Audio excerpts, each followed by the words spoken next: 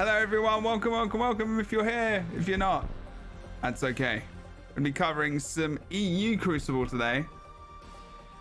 Going for the teams of Bug Abuse and Enter Team Name. Hello Wolf, how you doing? Wolfie? Doing fantastic. How you doing, Jebro? I'm alright. Bit sad that there's not much NA interest this week. Yeah, me too. It's quite surprising, especially after how ridiculously exciting NA was last week. Yeah, right. That wasn't good. That was good. Yeah, it was like, yeah, okay, cool. And there's loads of chances to earn some money. Those top two teams are going to earn themselves an easy $400 and $300. That's pretty sweet. I mean, yeah. Cool. Not a bad day's work for a couple matches of Crucible. Should have entered, to be fair. I would have probably earned more money today, man. Damn it. Not that I earn any money doing this anyway. It's just subs and all the things. But yes, hello, people. Welcome.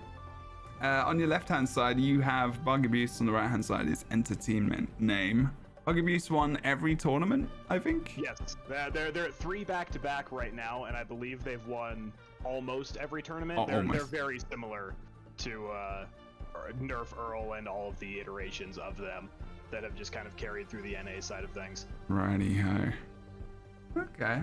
Just give me farming for a bit, checking things out. Just watching these guys. It's weird. Like, I was watching, I was like listening to English voices. I don't do that much, so other than like TV shows. Now I'm in America, so it's hearing the old. It's pretty much an English team as far as I can tell. Right. Yeah, it's interesting on the side of Spielstyler there, everything being in German. It's fun to listen to the comms even if I've got no idea what they're saying. Nah. Oh god, this thingy ain't working properly. My Twitter coming up there, that's good, isn't it? Oh, the fun times of doing it live. Okay. Let's have a look at that. See why that's not working properly. Looks like we've got a little bit of a poke fight eking out here. Bug Abuse has just got that 3-2 Harvester advantage right now. They actually might have just captured that 4-2 Harvester advantage. So they'll be getting a nice bit of EXP boost. Very close to hitting 3 as we might see a fight break out. I'm going to be fixing this for a moment so you can keep going.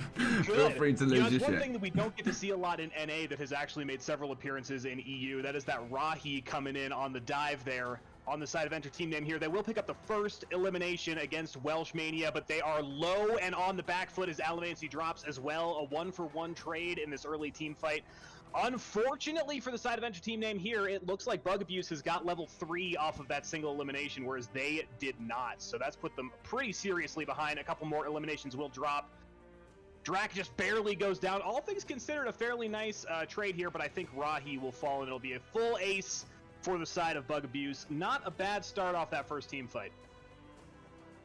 So, yes, fixed it. Thank you. Beautiful Stuff. That timing.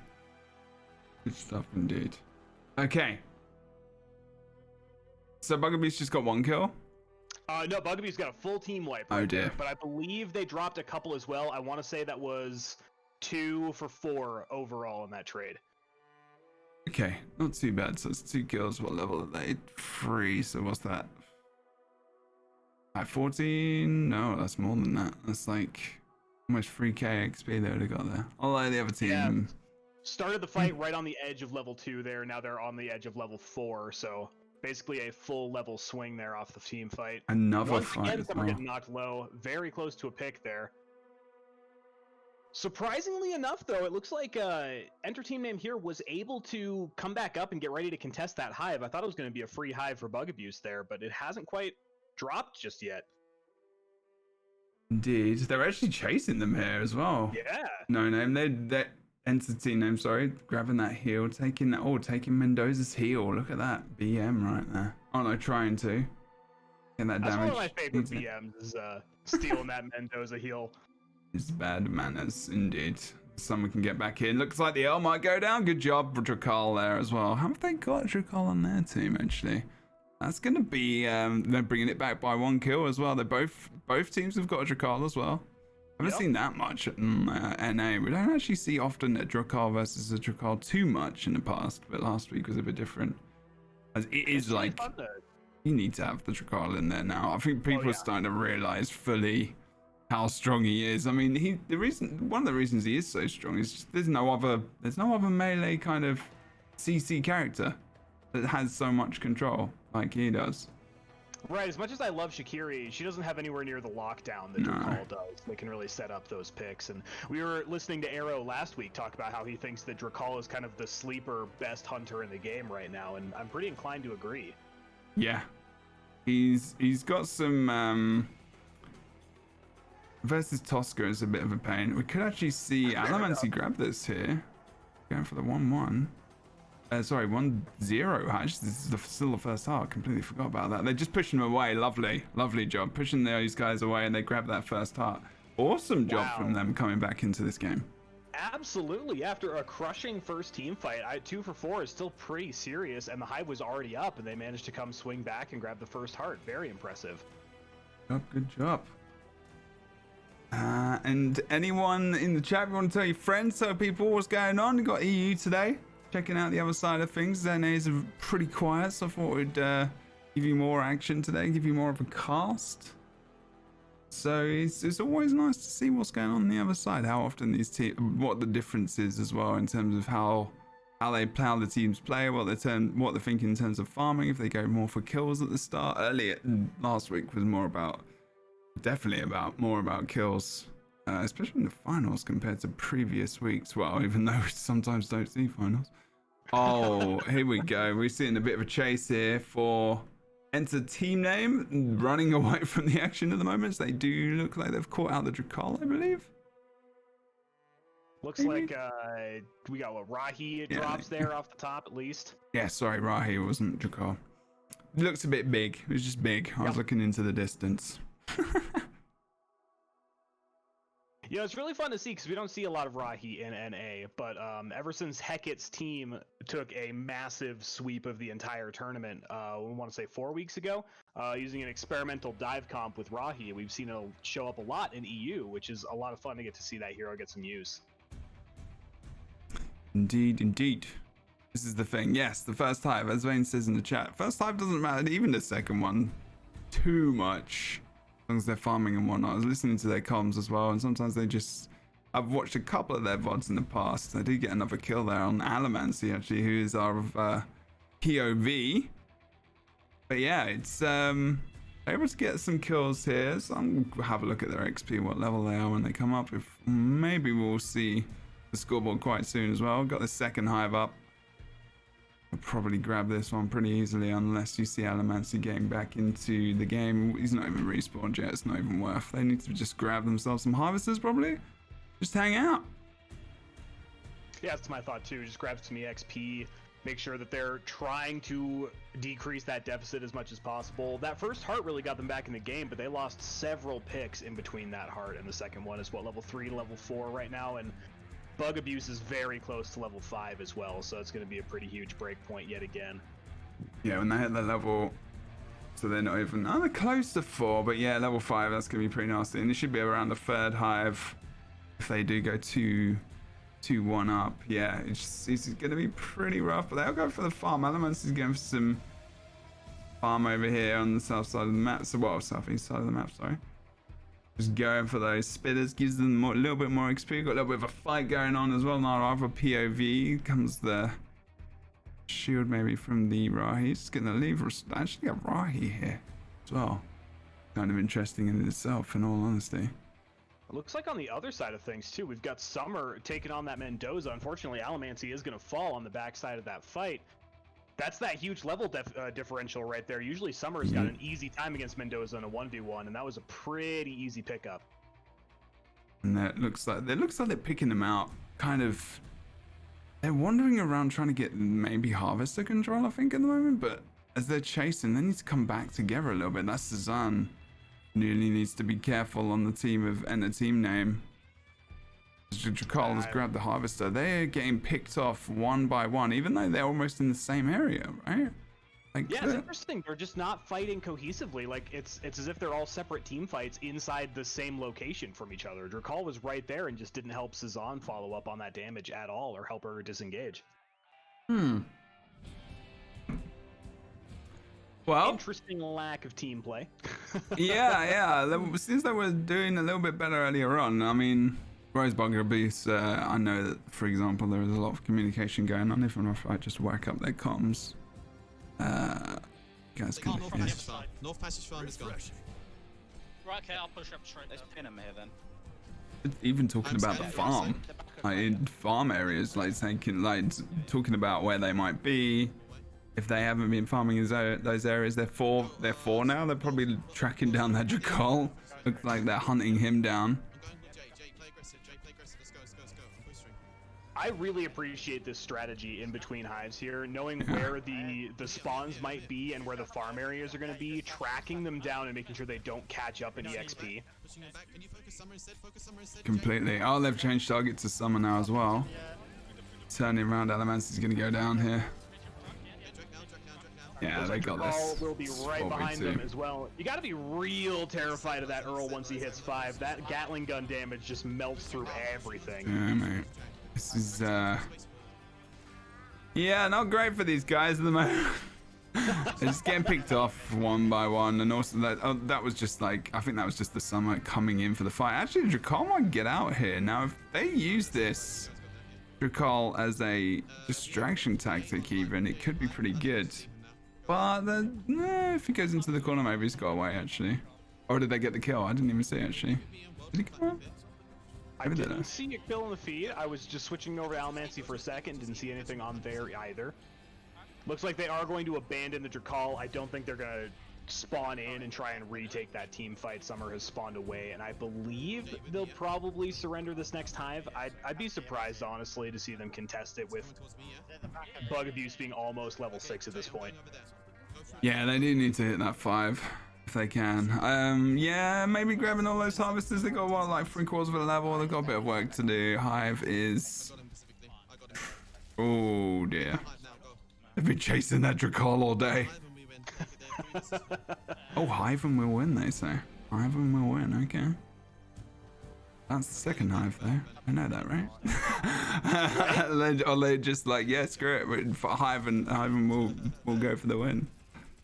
I wonder if they're thinking because they have the EXP lead at the moment, that if they get up two hearts here, that since they can force the fight along that last heart, or, you know, the Enter Team Name here will lose the game, that way they can force their advantage and pick up the win. Yeah, definitely just snowball it over. 4 minutes left till that hive pops. We need to see, for them to have any chance to come back into this game, they definitely at least need to be level 5 right now. I think their Alamancy is scanning, and they are watching to see who's hanging out on the southeast side of the map as well. Looks like Alamancy has once again been caught out, getting knocked extremely low here. Gonna have to disengage as they continue that team fight. There's 3 of them there. They should get the kill there. They should get the kill on this. You're right. They've turned it around decently well. The rest of the team is coming in though from behind. You watch. There we go. Yep, They're actually getting some picks here. Oh no, there you go. Unfortunately, going to lose one of their players as well. They're at least going to trade. No, here comes Jay. Jay got a kill there as well. They've actually, even though they were across the other side of the map, they're able to come in and get some kills. Crazy. That's brutal. Good job from Stuck's getting that low and then still getting completely knocked out. It looks like Earl is going to be in a position to contest the second damage amp as well, so they may very well be picking up both of those.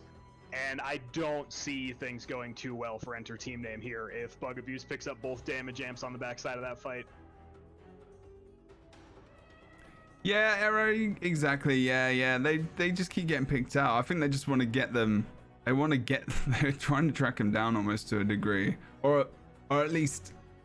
I don't think they're visually. They're obviously trying to catch them out. Sorry, they're trying to catch them. All right, let me start with words and continue from there. Hi, I've not had my coffee yet. It's still there on the side. That's probably why I can't talk right now. They're actually going to lose more players here as well. Although, actually, oh no, there's the Drakal. Look how much difference he makes when he's there. As soon as he comes in, there's a CC, there's a chain pull. Opposite Drakal does come in as well. This is actually not really nasty for, oh look, the Earl isn't being touched at all. Good E as well. Really nice knockback, and that's it. But they're not going for the Earl is just standing there, just doing damage. You know, and like you said, it does so much damage on that level 5. They're going to get this damage amp.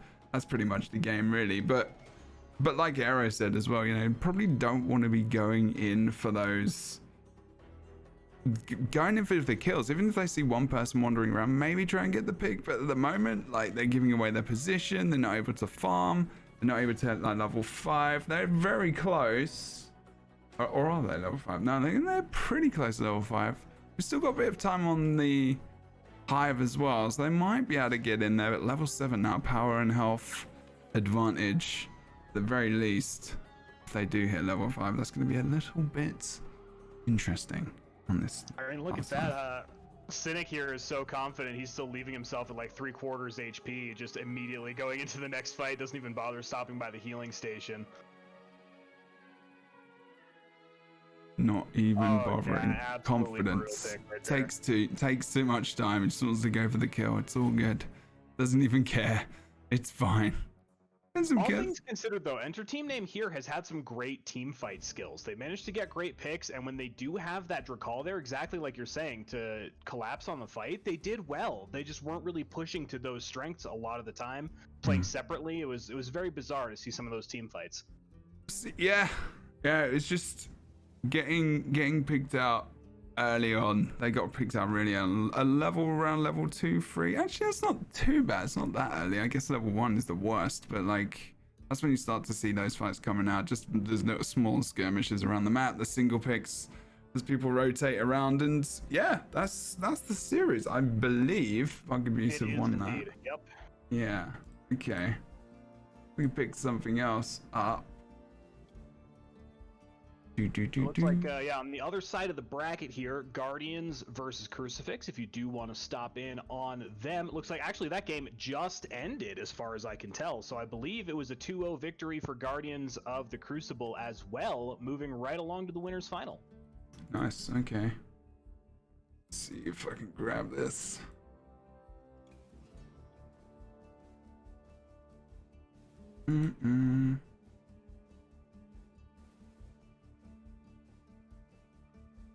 Wow, this week, Jebro. There we go. Yeah, hopefully we can. Well, we'll stick with Bugaboos on this main screen. Welsh Mania. Yes, I get to stream cast Welsh Mania this week. Awesome. Okay. Do that then. We got anyone on Guardians of the Crucible? I believe Lazy Sloth is on Guardians of the Crucible and streaming. Sloth.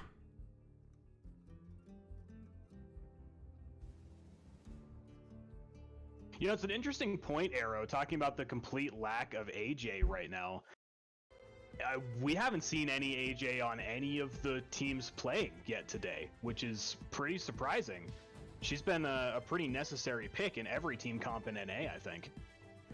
Yeah, I don't. That is very interesting. It's very much a different way of playing. They're more in your face. It's more like, you know, if you look at the lineup, I'll pull back. Actually, no, I don't want to show the things. I'm actually going to show the brackets. If you think about their last team comp, Summer, Earl, Mendoza, and Drakal, it's mainly you've got two like mid ranges, and you've got like Summer who's close range and Drakal as well. If you get in their face, you know you've got you've got three of them that can just jump into that fight if they need to collect gap close as well. So even if there was an AJ, you've got four characters that are pretty much going to be able to get in her face. Oh, okay, he's used his speed boost. Summer can get there pretty quickly. You've got Paul, you've got, you know, CC coming out, and you've got the shift as well from Drakal. He can get in there pretty quickly, and you just got like the perma sprint on Mendoza. So there's a lot of it's a lot of diving in. This is what their comps are, right? This is EU kind of meta, diving in, just getting those fights over and done with quickly and just snowballing the game, it feels like, almost to a degree. Whereas like NA is a little bit more patient, which is weird, because normally in games like NA is normally the more aggressive kind of in your face in most games. So it's like, it is weird. Yeah, I don't know. Yeah, it's fun to see the poke meta versus that dive meta and see which one really works out. It's part of why I would love to see an NA versus EU LAN event to really get an idea of that dive comp versus that poke mentality. I think they both have trouble at the start. Just trying to manage like that, because if it's not something that's happened much on EU, I think initially they'd just have a problem with who to focus. But then they'd just rush in for the AJ, and then on the AJ team, I think it'd just be coping with a dive on their sniper maybe, and having to readjust. I don't know. Yeah, exactly, Arrow. Yeah, that's it. Exactly. Right. Yeah, it's interesting. Well, this tournament's been moving pretty fast so far, which is nice. We're already heading into the end of the quarterfinal of the losers bracket. We're in the winners final on EU as well. For those of you who are interested in why we're doing EU today, NA is currently standing at 2 teams at the moment, so they're a little on the sleepy side this week. Yeah, it's summertime, I guess. People don't want free money. I don't know. If you want to enter, like literally anyone could enter this week, and you would have got money. Like it's weird. It's very weird. Like you could have just entered with anyone, and you would have got $50 each for coming in third. So you might want to get involved. Yeah, absolutely. Even if you suck. I know I personally am on the side of forming a caster team if we see the same problem next week. Yes, I will enter next week if we do. That sounds like some great money. Yeah. I think we'll cast our own games as we're playing. Yes. And ourselves some money, I guess. Sure, I have some more for the new patch. Yeah, I think so. I think so as well. Yeah, pre-patch.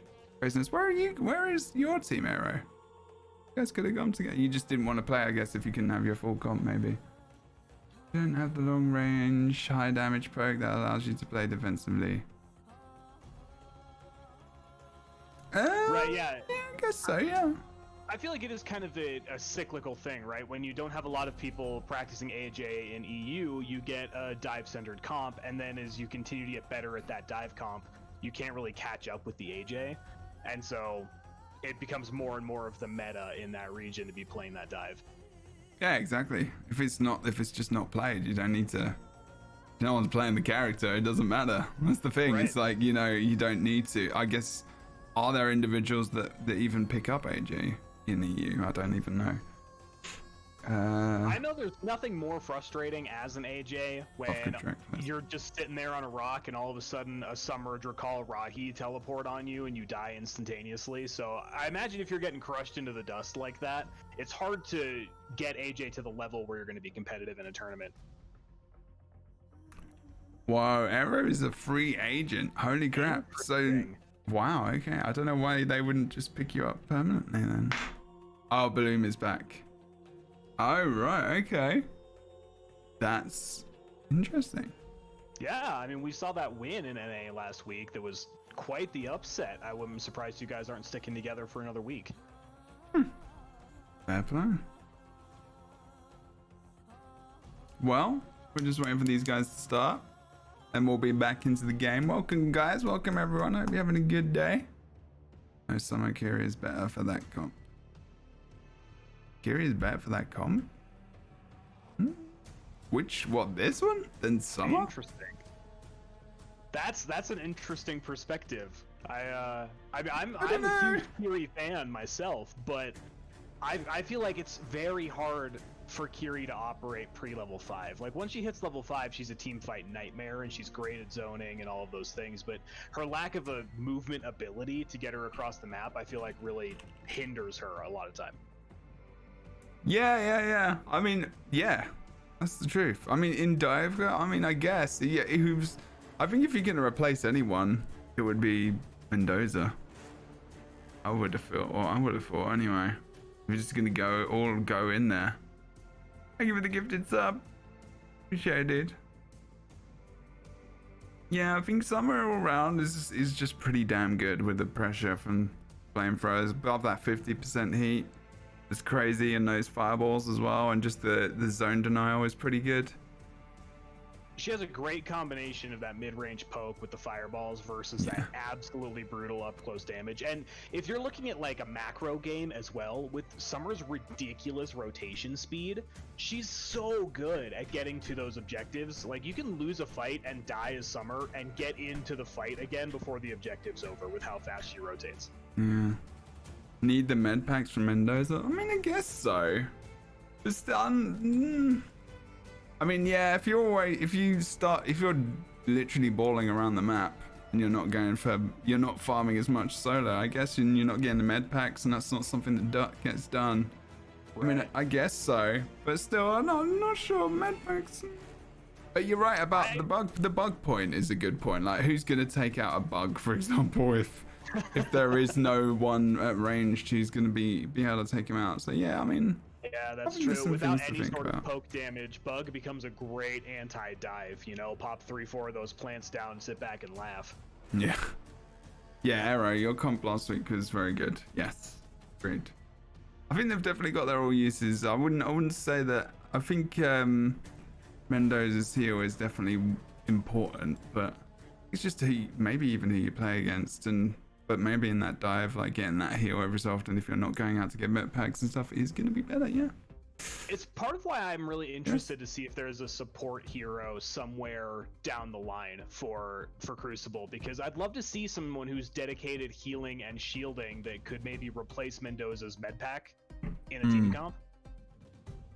Yeah, it's I think that whole idea of not having a support or a people that do these things means that you've kind of got these, and I'm being critical, I understand that, but it does mean you've kind of got half-assed support abilities which don't really help that much. They help a little bit, but it's like maybe they could be getting just some damage abilities or something instead. It's like, cool, yeah, we've got this shield which kind of he pushes out forward and it gives a little bit of sustain. It's not that much, but it's like, solo, how much does that help him? And it's like, I don't know. He's some of these. Yeah. Do you know what I mean? Like, it just feels like if there's gonna be no support, just don't give people support abilities. I mean, well, not. Right, you know, the same thing with like Bug's shield too, right? Like that. It's great for keeping him alive, but as a support ability, it's very situational and can be very hard to use. You have to trade for it to be really useful. Like to be. I mean, it is. The shield is actually quite good. Like if you're really close in those like clutch moments, I've found it to be useful. It's probably one of the better support abilities, but he just doesn't get used because he can be picked out like easily. So it's like, I don't know.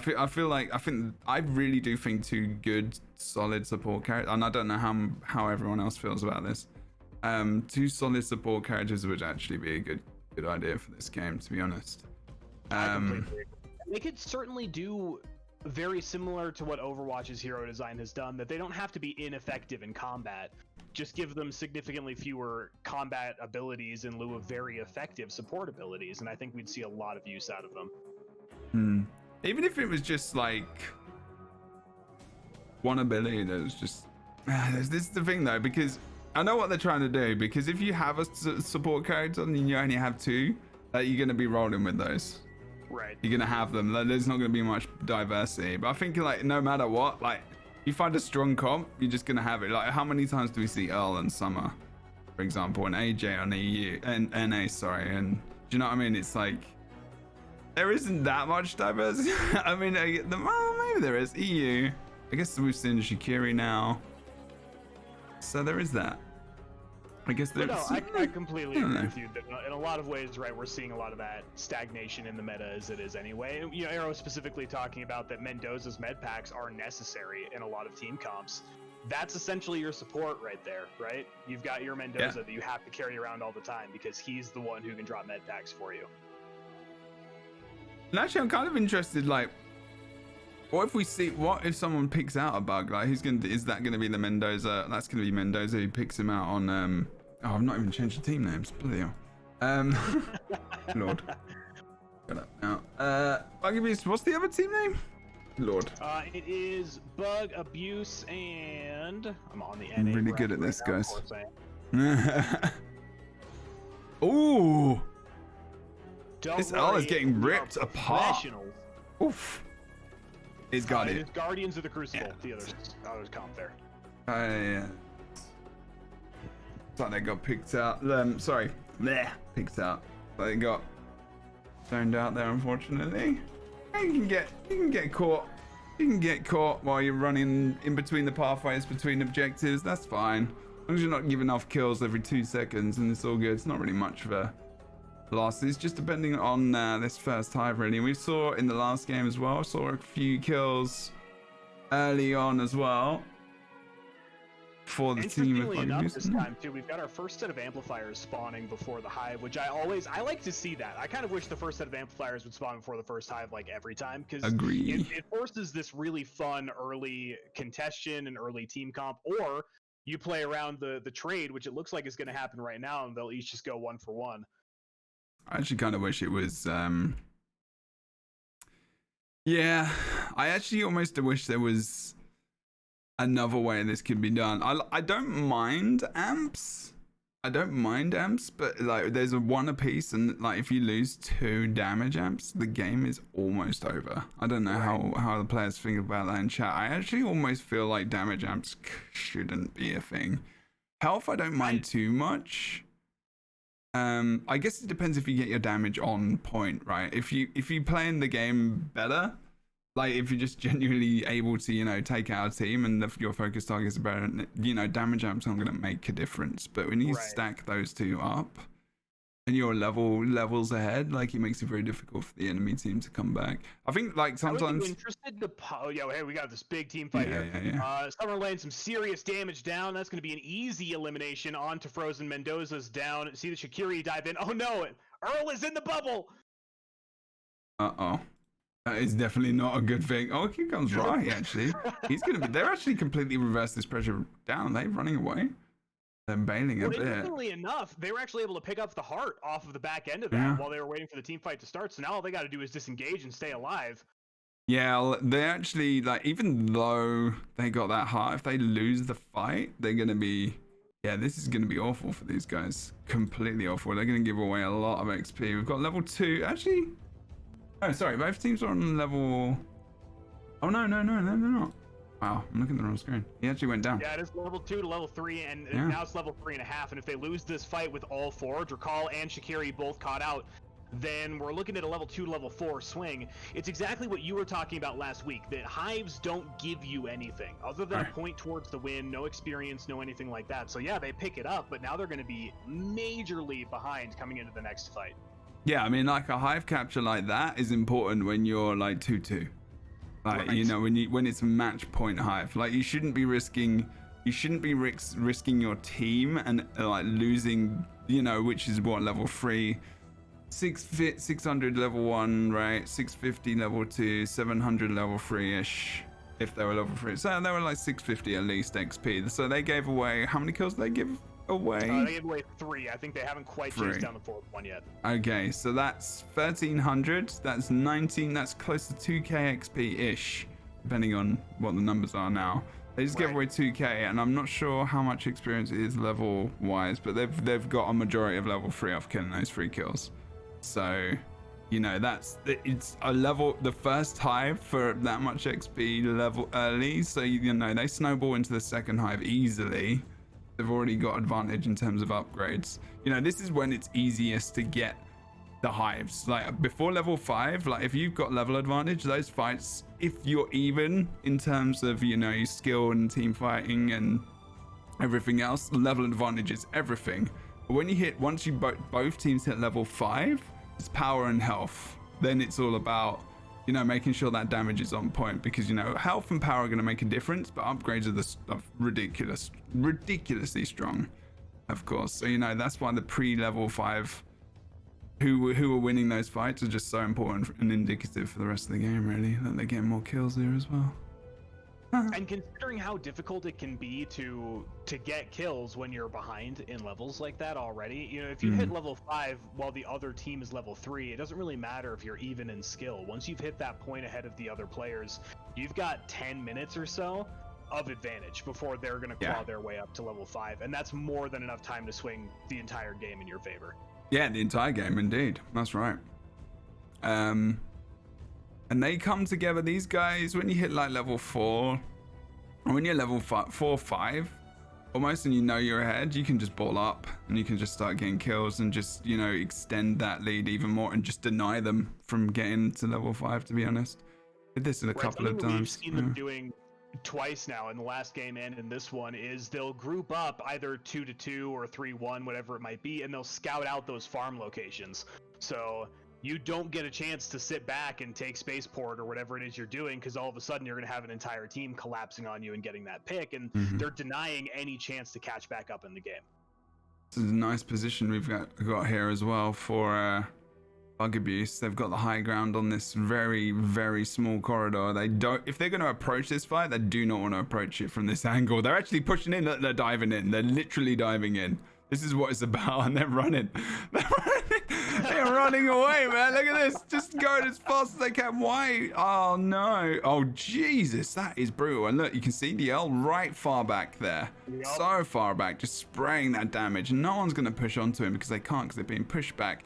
Even if the Summer dies, and they're not, they've got that push. And that, look at, it's the Drakal and the Summer pushing through with the Mendoza, who is taking out the back as well. Who's grabbing some of those spitters, and he's so aggressive. That mentality is so effective at snowballing a lead, because you see that Mendoza for a hot second, and there's no way he's going to outchase your Drakal, Summer, and Earl combo.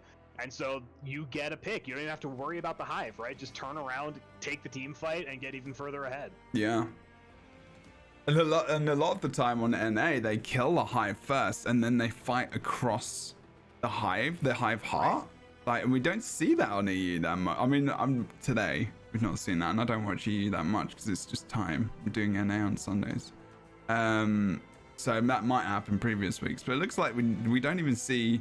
It's more like finish the fight, then go kill hive, then pick up the heart, like you say. And it's like, it's so funny to see the different interest. No, it's not funny. It's interesting to see the differences. And now they're just scanning them out, trying to find. They're literally going to hit 5 now. We've got level 3.5 for the other team. This game's over pretty much, I would say. No, that sounds really bad, doesn't it? Early, but like, it's so hard though. You have a couple of champions like Earl, for example, who when they hit level 5, their damage increases by 50%, and it's so impossible to take an even team fight at that point when you have that huge damage discrepancy. Yeah, it's yeah, and even with that, yeah, the damage is, I keep forgetting that there is power and damage even just by leveling up as well, just between those levels, right? And yeah, I keep forgetting about that on top of the upgrades, and at that level it's even more important as well. So it's just stacking everything against you. One thing, yeah, I think we're talking about arrows. Exactly. They shouldn't have even gone in for that hive. They literally shouldn't have gone in for hive. It's the same in the last game as well that we saw in the last series. You know, putting 2 people in there. You put those 2 people in there to delay or to distract. You want to make sure they're going to get out. You don't send Rahi isn't a good character to send in there to distract someone, because, well, other than his port, but versus a comp like this, and someone else just said in the chat like how mobile they are. Yeah, you can't, like, Rahi's got a port. That's all he's got. He's got some verticality. So like a fight around spaceport maybe might be good. Not spaceport, sorry, the northwestern part of the map. Might be good. I mean, okay, because he might be able to get out a little bit, but still, it's like, yeah, no, I wouldn't. It was, they've got to come back even more, because you get 2 kills. That's a minimum of 1200 XP, depending on what level you are. So, you know, you've got to come back. You've got to come back that 1200 XP and the XP you were coming back with in the first place. So it's like, you knew you weren't going to be getting that hive, right? The goal is just to distract and delay, but what's the point of delaying them and getting the hive if you put yourself 1200 experience behind? Exactly, yeah. And you give away the hive as well. So it's like, you need to make a choice. There's a choice of the 2. Here we go. We got Drakal and Earl fight right here as well. Ooh. Actually, a solid job of disengage right there. The Drakal was in a little bit of trouble. Mendoza makes a cheeky play, gets them to back off, but unfortunately, Mendoza can't outrun that Summer Drakal combo. You just see the pings coming out as they continue to chase. Yeah. I don't see Mendoza being super long for this world, and even if he is, he's gonna have to just run around, no farming, no anything like that, just trying to. Yep, there you go. See the damage coming out right now. Ooh, here comes the L as well from behind. Oh, he's got the stealth. Did he get the jump? I think they did get. No, it was the. Sorry, it's the Rahi jump before he got the jump with the. It's alright, but the Rahi's not gonna be able to get out of there. It's almost like you need to have. Yeah, he's just deleted. Bloody hell, that's insane. He was completely deleted. The L didn't even bother. It was just like, yeah, he's got him. He's all good. And this is the second hive, easy peasy. That's gonna go down in 5 seconds. Exactly. Oh dear. I'm glad you don't get. I get an Earl perspective to watch just how fast that Gatling gun procs on something when you hit level 5. It's a little terrifying. Yeah, you can really destroy people. It is pretty crazy damage. I think everyone like it's the same with Mendoza. Mendoza's damage is insane, right? As well, and I really like. I do like the combination of this four. Definitely noticing these games feel a lot faster paced than NA. I think it's mainly because they pick up those kills just so early in the game as well. Maybe they've not been against a team that plays it differently. And I would be interested to see how it would go if there was more farming, maybe at the beginning for 2 teams on EU. I don't know if that's happened in the past, but that might be quite an interesting thing to see in the future. I mean, you know, maybe we saw an NA EU fight, maybe a PAX or a something in the future, which is, right. You know, maybe possible. Who knows? Remember at some point the state of the world, the state of the game, where you know, maybe both coincide at the same similar point in time. We can oh, look at that poll. Nice. You can see something happen, but I feel like that's going to be a while until that happens. But hey ho, there you go. Something interesting about the EU mentalities, I feel like they don't want to wait around the hive. I think a lot of times we see 3-4 minute engagements. If we were looking at last week, we had a couple of times where the fight around the hive took so long another hive spawned. Yeah. And that poke comp really lends to that, right? You're sitting back there, you're putting damage down until those med packs have run out, until someone eventually wears down and gets a pick. In EU, they're just like, we're gonna fight, and if we lose, we lose, but we're going for it right now. And I think that contributes to a much faster style of play. Yeah, definitely. Very aggressive. We got aggressive teams on NA for sure, but definitely like we've seen a higher end. I mean, maybe last week's final was a bit different, but still they were just poking each other. The 2 Jonas, you got 2 characters who are taken out from being, I mean, they're aggressive in their own way, but still, you know, it takes longer. That you're seeing people be a lot more patient. You don't tend to see them diving in after like, you know, such a short time. We literally got to that fight and like what 5 seconds later or so they were just like, yep, let's go. Scanning, right. Making sure they've got like limited amount of people there. They know they've got the advantage and they're just going for it. Crazy. So a little while ago, you know, we were talking about those amplifiers and agreeing in the sense that like 2 damage amplifiers basically is game over for the other team, and that's really tough when something like that can be the determining factor in a win. Yeah. What would you think about doing it in the sense of a buff style that if you capture both amps, all it does is prevent the other team from getting 1. So the most benefit you can get is from a single amp. Yeah, I've had this idea before. Said this on stream before, yeah. It would just be about like if you get both, you just get the advantage of 1 and you deny for the second. Same for the regen and stuff as well, to be fair, I think. You know, it's a bit like the heal kind of mechanic. When you've got 3, you're just removing them off the map if you channel. Similar kind of thing, just you're removing it. I don't know how everyone else might feel about that, but I feel like, you know, it's very difficult for, because it is almost like oh, here we go, let's have a look at this team fight, because hopefully I'm kind of hoping they can come back into this, but it doesn't feel like it. Just watching the L's perspective is quite nice as well. Transition into Rahi. He had to burn that teleport defensively, so he drops really early. Mendoza goes down as well. Drakal will be the 3rd to fall. With 16 seconds left on the final heart, I think that's going to be game. Indeed. Oof. And that's the team making to the final, so you can probably see where this is going in terms of the tournament, unless we see something change. Although, to be fair, you know, the team last week on NA, they lost to, did they lose to They lost all the games, maybe? I can't remember, Yes, actually. I believe that they lost both games in the initial set and then came back and won the final set. So it is possible. Absolutely. Absolutely. That's what lower bracket's for. I don't think this Rahi's good in this comp they're playing. I think, not the player, sorry, just the pick of Rahi. I've only seen a Rahi perform once. It was a beautiful play. Hecate and his team have only played in a single tournament, and they absolutely dominated the tournament they played in. Yeah. Hecate, known very well for his Rahi. But it's a really hard hero to play. His movement ability is very situational. It's extremely position dependent, and if he doesn't get it perfect every single time, he dies very early in team fights. Agreed.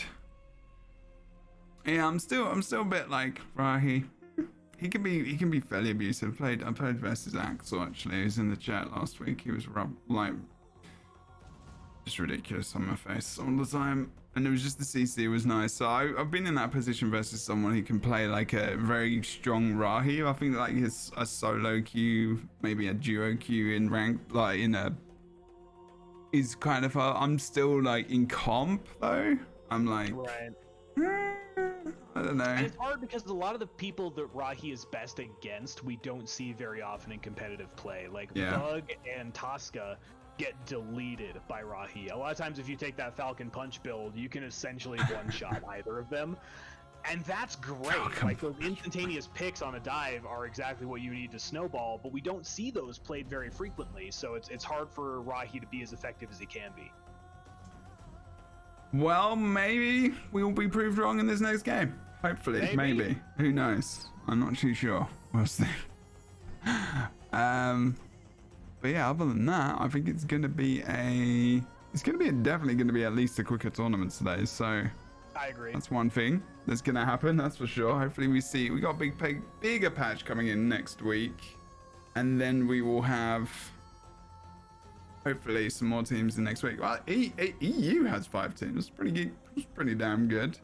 Yeah, certainly. Yeah. I mean, if you want to get a team, enter on either of these regions. You should definitely give it a bash. Be fun times. Right, you know, I think at this point, people should probably be taking NA's advice. I think if I were on the side of Guardians, I think I would probably be bringing in AJ into this. One of the biggest problems there was that Earl was so left alone, and he could just sit there and DPS all day long. Same thing with Mendoza, and I think that AJ is a great ability to get those guys low, get their DPS out of the fight, whatever it might be. I don't know if we'll see it, but that's what I would do. Yeah, I think so. Something to just range that guy out. They've gone for the same comp. They've not really changed anything as far as I can tell. The car's still quite a... Oh, here we go. Oh, there's no damage amp. There's only med packs, level 5 upgrades. There's the healing pods on the floor. You got the global damage buff and the shield. Yeah, so it's not... These are the kind of... I like these upgrades because they're not big game swingers specifically, other than the level 5 upgrade. I don't think any of those are like ridiculously game changing. Maybe the med packs more so, especially if you don't have maybe, I guess it depends when they pop up in the game as well. I guess both teams have Mendoza anyway, so it's and like... Yeah, and all things considered, that level 5 upgrade, I tend to see it have a lot more of an impact in solo queue than I do in competitive play, because it's rare that these games go long enough for it to even spawn a lot of the time. This is true. Yeah, this is true. What is it? How long is it? Can't even I believe remember. it was the last one to spawn, so it's got quite a ways. Oh yeah, that is the order, isn't it? Yeah. It's true, of course, it would definitely be like level 5 upgrade would definitely be the last one. See, look, they're actually getting those heals. All this stuff is in the same place. It's interesting to see how many heals these guys have. I guess he's going for the farm. But you're completely right about AJ and the poke on Earl. I mean, no one, almost to a degree, which is kind of funny. Earl is like a sniper. He's like the Earl is literally playing the AJ or the prof or the arrow role.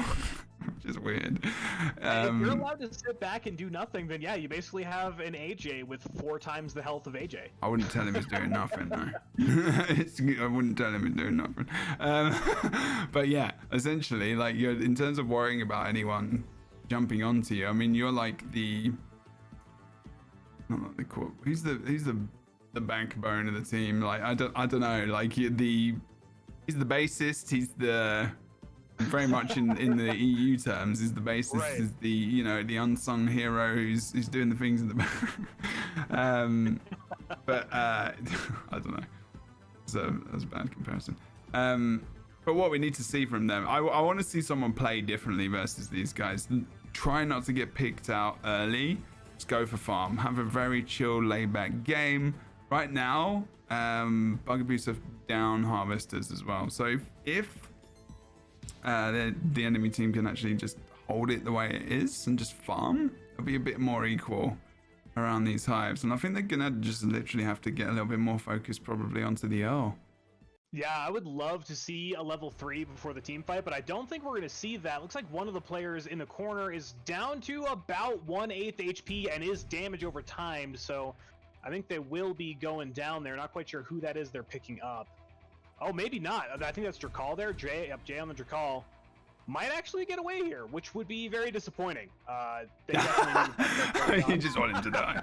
Oh, there we go. Finally. All right, VODS will take down Jay. Well, that is Joy. Yeah, that is one of the members of this Bugaboos team. So that's a nice early pickup. That gives them a nice comeback in XP. It looks like the farm. Looks like, you know, the harvester game was won a little bit early on by the Guardians, but not the farming game, because I've got a lot of that spaceport farm underway. Looks like they got this Drakal. They're going to push here. They got to watch out for the summer on the right hand side on Bugaboos. Try and go in here for a little bit more closer action. Oh look, yeah. Update these scores. Here's the unfortunate part, right? They do have the advantage early on, but unfortunately for them, Rahi wasn't in this fight early, so it's still a 3v3. Putting them as even as possible. You'd like to see that pick followed up on, but unfortunately they can't collapse as a 4-man immediately. Everyone get knocked low, and there it is! Summer will go down to Bodgens. It's actually 2 for 0. An impressive start against Bugaboos here. That is really good. Against Welsh Mania. Playing the red-headed character. Love it. Amazing. Nothing so cool about that. But yeah. It's that's really, now the thing is are they going to hold it? And I actually, funnily enough, like, I fully believe that if you lose a ton of kills, you're able to keep in time with farm. I've witnessed this myself, and I don't get to witness it myself much in solo queue. The other day I was playing on Friday. I can't remember if it was Axel or much. I don't think it was Axel. It was some other guys, but we were literally lost. I think they had 25 kills and we had 6, and we were same level because we had such good farm. And they were just snowball. They were just literally going for kills. I think it really just depends. That maybe they were just searching for kills and that's what they were going for. Right. But no, I mean, if you look at it right now, believe it or not, Bugaboos was actually able to hit level 3 about 10 seconds earlier. So yeah, there you go. So it is despite losing 2 there. It just depends when they get denied, what the farm's like and how good that team is at farming. Because I think, you know, that's when your knowledge of the game comes into play. Like so much. Like if you're down and you're not winning those fights and you want to try and keep it. Look at this damage actually. That Drakal had to just disengage. Yeah, did a pretty good job. Shakiri able to disengage as well. The fight is even back and forth. Summer's going down. That dome is so strong there. Really nice dome. Ah, there you go. There's a little bit of damage on the L and he disengages, but I think he's disengaging to save XP as well. That's actually very surprising. See, look, and he's trying to just heal, maybe get a little bit more. No, he's just getting out. They get the kill onto Mendoza as well. I'm surprised they didn't stay there to give a little bit more pressure, but there's another dome, and they're doing great with that dome. They are literally putting Drakal in the zoo. I'm in twice now. And that was how they got the summer kill as well, because the summer's not getting out. Low XP. Whew. Damn. Wow. Now that's where the swing starts to get pretty significant. No one was able to sit back and farm there. We finally have Earl starting to grab some experience yet again. So with that huge swing in that team fight, now we're seeing a pretty big deficit, and that's good. That's what we definitely need to see if Bug Abuse is going to end up dropping a game in this series. Yeah, this is the first time I've seen them actually behind in XP, and it's still not that bad. And that's where Enjoy is still waiting to come out as well, respawn wise. I mean, if this is the thing, the second Hive, maybe chat, you want to chime in on this, but Wolf, like, do you go for this second Hive as the Guardians team? Do you see how maybe you can? I mean, they won that last team fight. Maybe they can win this next one. We've still got a bit of time till that happens, like 2 minutes. Oh, there's the shield buff as well. See, here's the problem. If Rahi doesn't have that follow-up, then he just gets poked to death. He's going to have to teleport out here, but there's no way he's getting away from that Drakal. Yeah, it really feels like they need to have that 4-person team together to be successful. Absolutely. Like the Shikiri and the Drakal combo is really nice that we saw there in that kind of really small enclosed area. It's interesting to see a team fight in there. Barely ever see that occur, to be honest. Interesting. Well, all things considered, right, they dropped the Rahi, but they do pick up Drakal, so a 1-for-1 trade. They're still keeping fairly even. But here's the interesting thing. Bug Abuse has managed to farm exceptionally well despite being kills down, and they've once again hit level 4 ahead. And that's insane. The fact that they've dropped so many kills at that disadvantage and they still hit level 4 first, it's the power of farm, right? Yeah, exactly. If they can keep it together... And they are now drawing again on XP just because they got that kill from Drakal, as well as pulling a couple of harvesters back, I believe. But that's the most important picks as well when you're this close are literally moments before the Hive as well, because especially with these comps where the fights seem to just happen really fast and they aren't waiting for a long time. You're going to see people just push, like with that dive comp. If you're 4v3, they're going to push that fight. They're not going to wait for the guys to respawn and run back. Well, I feel like that would be the case. I don't want to say like expert on an EU meta, of course, after like literally casting this for what, an hour. But I don't know. That's what it feels like. I mean, you're looking at what, like a minimum of 30 to 40 seconds, depending on how close they spawn to that Hive to get back there. So if you manage to get a pick within 20 seconds of the Hive spawning, and they're taking these big team fights like this, that's it, right? The whole heart goes to the other team at that point. That's right. The heart is just a random thing to pick up afterwards. It's all about the fighty fights. But this is where they come together. Speaking of getting a pick, Mendoza knocked extremely low at the beginning of that fight, and I don't think he's going to be able to get the med kit off. Beautiful pick, but unfortunately, Drakal knocked low. Oh, he gets out. Look, pushes. He actually peels away from him really well. Wow. He's going to get healed. Obviously, he's going to get healed. Nice pull onto. He actually, look at him. He CC'd the Earl before moving through onto Drakal. He's going to get killed, but he's going to die as well. I think. Maybe? Yeah, man, all things considered, that was a solid final pick there, but that disengage bought them enough time to pick up the second Drakal and get the 1-for-1 trade off of that overall. And I think Hive right now is going to go over to Bug Abuse. Yeah, they got one player more alive right now. They need to just... I would probably just go in on this. They're both so close to level 5. I would actually... I don't know. I think maybe Guardians could go in on this. But the Elves, they're probably going to cap it before. They're too slow. They're not in there enough. They're not in there quick enough to do this. They just need to disengage now, unfortunately. Yeah, they're just pulling out. Okay. They would have had to make that decision. No, a little bit earlier. Oh no, I thought that was the enemy summer. Someone was like, whoa, they're gonna come in. There's no enemy summer, so. Or is there? Wait a minute. I keep forgetting that. You know, all things considered, it's interesting to me that it seems like they've been sending their Rahi out on farm and cap missions a lot more frequently, and he doesn't have the fastest rotation speed in the game. Every time they keep getting into these skirmishes, we don't see Rahi present at all, and I think that's really affecting their ability to get picks. If you get Drakal and Rahi inside of a Shikiri dome, whatever's in there is melting, but they haven't been able to get those engages the way they want them to be. They definitely separated out a lot more recently. I think they lost a couple of those. It was just those smaller skirmishes where they're losing characters, and like you say, I'm not sure It doesn't seem like they're fighting together as much as they were, at least.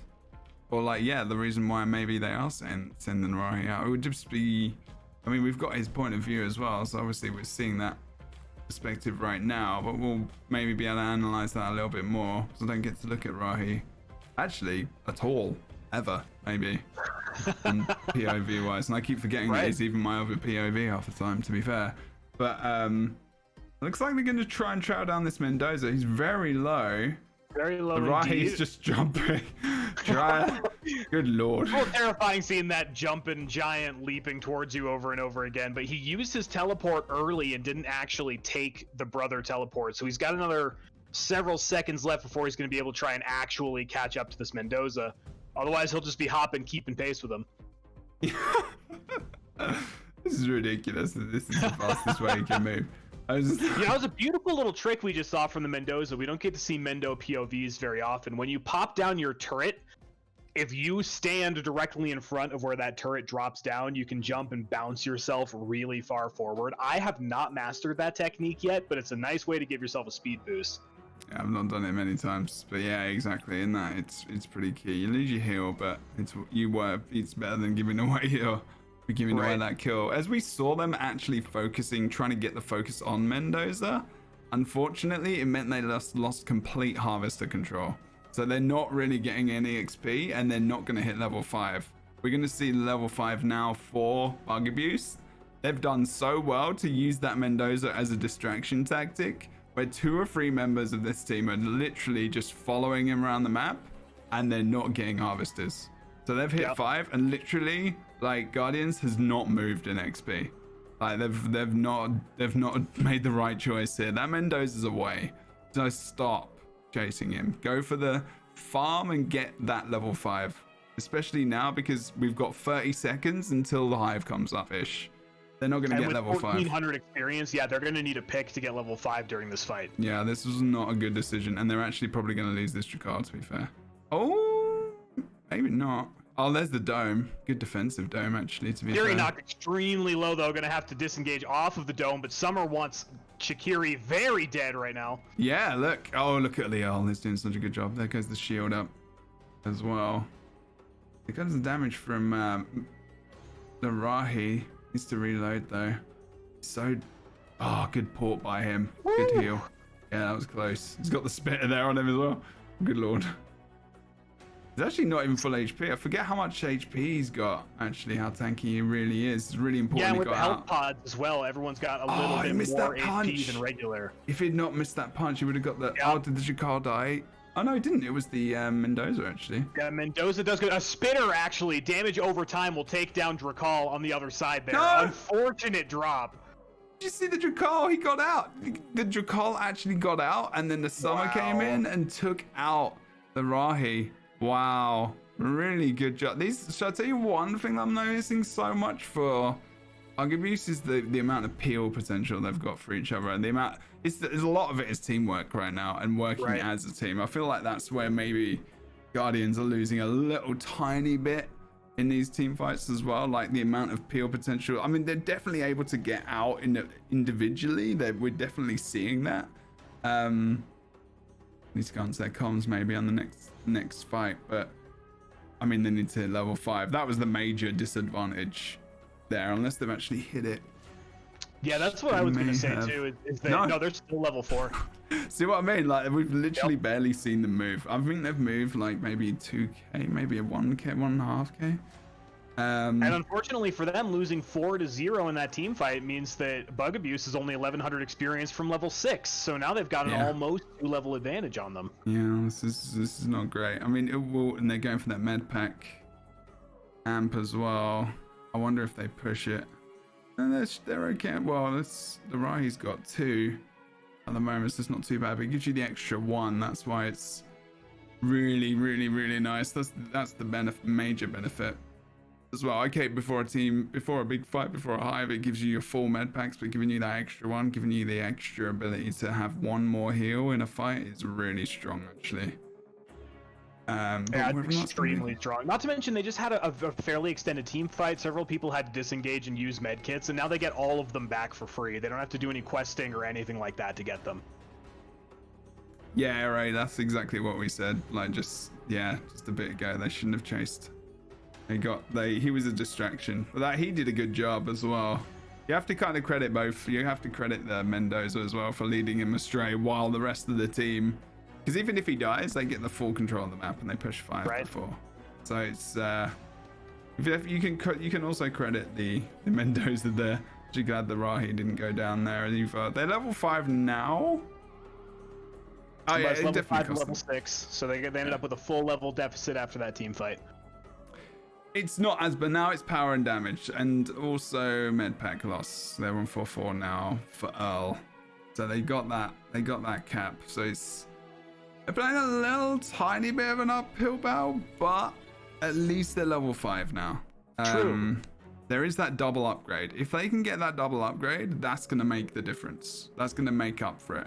It is going to Especially because they're spawn. really fighting around those Kiri domes, and if they manage to get the heal in addition to the bleed, I could see that being extremely impactful. Oh in those yeah, that Shikiri bleed is horrid if you can't get rid of that. This is definitely going to be a team fight look over at this this! amp, though. They're going for the Earl. They're actually going for. Look, he's got it. He's got the big bleed as well. Oh, that's beautiful. That's what they needed to do. Good job. Exactly. Good job indeed. That's it. Do they fall apart now, though, without the Earl there? That's an interesting one. Who may be calling the shots more. There goes the Mendoza. They completely switched it out. That big bleed, that puts a dot on your entire bar. That, unless you get a chance to heal that off, like, and you're gone. And he had 4 heals, but he can't heal. He can't actually heal. He can't do when you anything. got that follow-up, that dive, there's no chance for you to stop and pop a med kit. You're just going to continue taking damage. Yeah. I mean, did he have a shift there? I don't even know. If he's domed, he can't shift out. He's screwed. And it looks like they may very well be getting this. I think they might still be semi-contested. There was at least some rotation around this amp. No, okay, looks like it will be going over. Wow, that's a big swing with Bug Abuse losing out on the level 5 upgrade. Have they even taken it? And they are. They're spawning it right now. But they might not even need to get it if they just go for the hive. I mean, are they going to be there? They might not be there in time. Oh no, they are going to be there in time. They're waiting. Okay. This is a massive swing now in this fight. Massive swing. This is literally what we're talking about. They got the big advantage. Oh, what a game. Good game. Good. But they go for the bot. They go for the hive. They got to get in there fast. Guys. Oh no, they got the interrupt, the killing. Really good. Oh, that Kiri bleed. Oh, the bleed is there. But look, the else is going to go for the cap. Guys. There's the music. Come on. Get an interrupt in there. Come on. Don't give it up just on this. No, there goes Mendoza. There you go. You need to fight around the heart. Fight around the heart. Fight the hive. There you go. There's the Rahi. They're going to get this second. They're going to get this second heart. It's going to be 2-2. It's got to be, surely. I don't think so. I mean, Mendoza and Kiri both been dropped. deleted. What? Yeah, Earl damage is too big. That's going to be game. They had the heart. They had the level 5 upgrade as well. They were but that's the thing. Like I said just before this, the spawn of the heart, the spawn of the hive, and the upgrade was so close together that they just weren't in position. If you're 2 people in a 4v4 fight, it doesn't matter if you've got 2-5 upgrades. You're gonna lose. It's just like you pick what you pick where you're gonna sit with that. Yep. And while they're pushing, that's gotta be heartbreaking for Guardians. That was their opportunity to come back, and it was just a few seconds behind schedule. Oof. It was. I mean, positioning, I guess, as well to a degree, Aero, but they were definitely more together as a team in that moment. The upgrade delayed them. Even though it was an advantage, they got pushed off of it. And in all honesty, they got a kill, and the Rahi did pretty good pushing him off. It was pretty good. Oof. Yeah, I think it was more just the fact that, they were forced to use that Shikiri to initiate onto the heart to stop it from going down. And Shikiri is squishy. If you're the focus of the entire team for even a second like that, it can be some serious trouble for you. And so having to make that desperation play instead of getting the Drakal to initiate like they would want to, I think it put them in some serious trouble. Let's go and see where we are in this bracket then. Crucifix. Why does this keep doing this? Give me music. There we go. Okay. Game though. Pretty good game.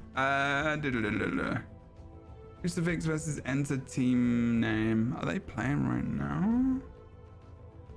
Let's see. They should be. So they're in Let's the first see. I game. believe. Yeah, Spielsteiler is on the summer right now. They are in that game actively. And then I believe we have Alamancy. Yeah, I'm gonna grab On the other side? Alamancy, the other one. Yep. Alamancy is in the team name, right? Alright, okay, we'll go over to that. Let's just grab these perspectives. So two summer perspectives? Yeah. Yep. Dueling Oh. summers. There we go. Well, I guess at least we'll be right up close in the action, right? Yeah. No choice. Waiting for this. Oh no, just as I get in there, the stream lags. Well, looks like catching in on There the you go. game. First thing that I can see is 1-1 in hearts, yourself so up. fairly even You coming did. into things. Whoops, that was the wrong thing there. I was meant to press the mute button. It was funny though, because he was actually dead. They were actually both dead. So it was... That was one of my sound effects, sorry. If anyone who knows where that's from in my stream, don't say. That was funny. Oh, I use that more actually. Forgot about that. That's a big. I got a bit red in the face. You can't see that. That's so funny. Should definitely do that more. Okay. What it's about? It's about the drama. Right. A crucifix. Okay. Interesting. A crucifix. I'll get the team names going in the chat. In the scoreboard, you see everyone. Probably gonna spell words wrong now. That's always what happens when you're typing under pressure, right? Everything gets spelled wrong. It's my nature as well, unfortunately. Spelling names wrong. Go and follow these guys. Yeah, go and follow these guys. Go and check them out. I actually think this is the first game. 1 heart apiece. So it looks like it's fairly close at the moment. Also, first 2 hearts aren't really massively indicative of the entire game. And all things considered, it looks like we have wow. level 5 for both teams as well, Jesus. so Already? Oh. we're pretty close in just about everything. Yeah. 2 summers, 1 heart apiece. Pretty close in level. Here we go. Fight coming out as well. They do lose that summer. There is a tiny bit of a delay offset between both because we did see the summer die a little bit before. I believe Spiel Stylize Yep. got a little bit of lag, so that's probably why his stream's a bit delayed. But we'll probably take mostly the other point of view because that is a little bit more reliable. Or it happening a little bit earlier, but in the bottom right, you're gonna be able to see how that kind of occurs, I guess, from their point of view when he does die. So we'll be able to see that just Right. after. But From yeah. Alaman's perspective, we do have the team fight breaking out right now. It looks like it'll be a 1-for-1 trade early on, but I think this is going to be the collapse from Alamancy's side. Yeah, it does look like it at the moment. Nice CC, actually. Good bubble. That's going to help the Shaqiri get away at least, which is what that bubble was used for then, to peel away. They're going to be able to get this. Oh no, the Shaqiri was actually going for a kill there. They should have left. Although maybe they felt they couldn't probably leave, to be honest. They would actually. Jakar was pretty low. So I think that was probably the choice of I can't get out, so I'm going to just try and get a cheeky kill. Harvester, Master Control in the bottom side of the map as well. So that's not too bad if they need to come back just in terms of power leveling to get a stat difference, which might be the real big difference as well between these teams at the moment. They do grab the heart. That's 2-1. They've got med pack amplifier as well. Wait. Did they grab the heart? Wait. The crucifix got... Yeah, Crucible. Yeah, no, they got the heart, even though they lost Yep. the fight. Yeah, sorry, my bad. Yep. They're actually ahead. That didn't matter at all. Like, That I put them in mean, a pretty decent spot, being able to force that last fight around the hive. So that's good, all things considered. And since they've already hit level 5, they don't have to worry about a huge deficit. But we will see a team fight around the Harvester Master Control. it's not even a team fight. It's just a team versus one person. So it's just a decimation. I don't even know if that's the fight on both streams. Like in here. Good lord.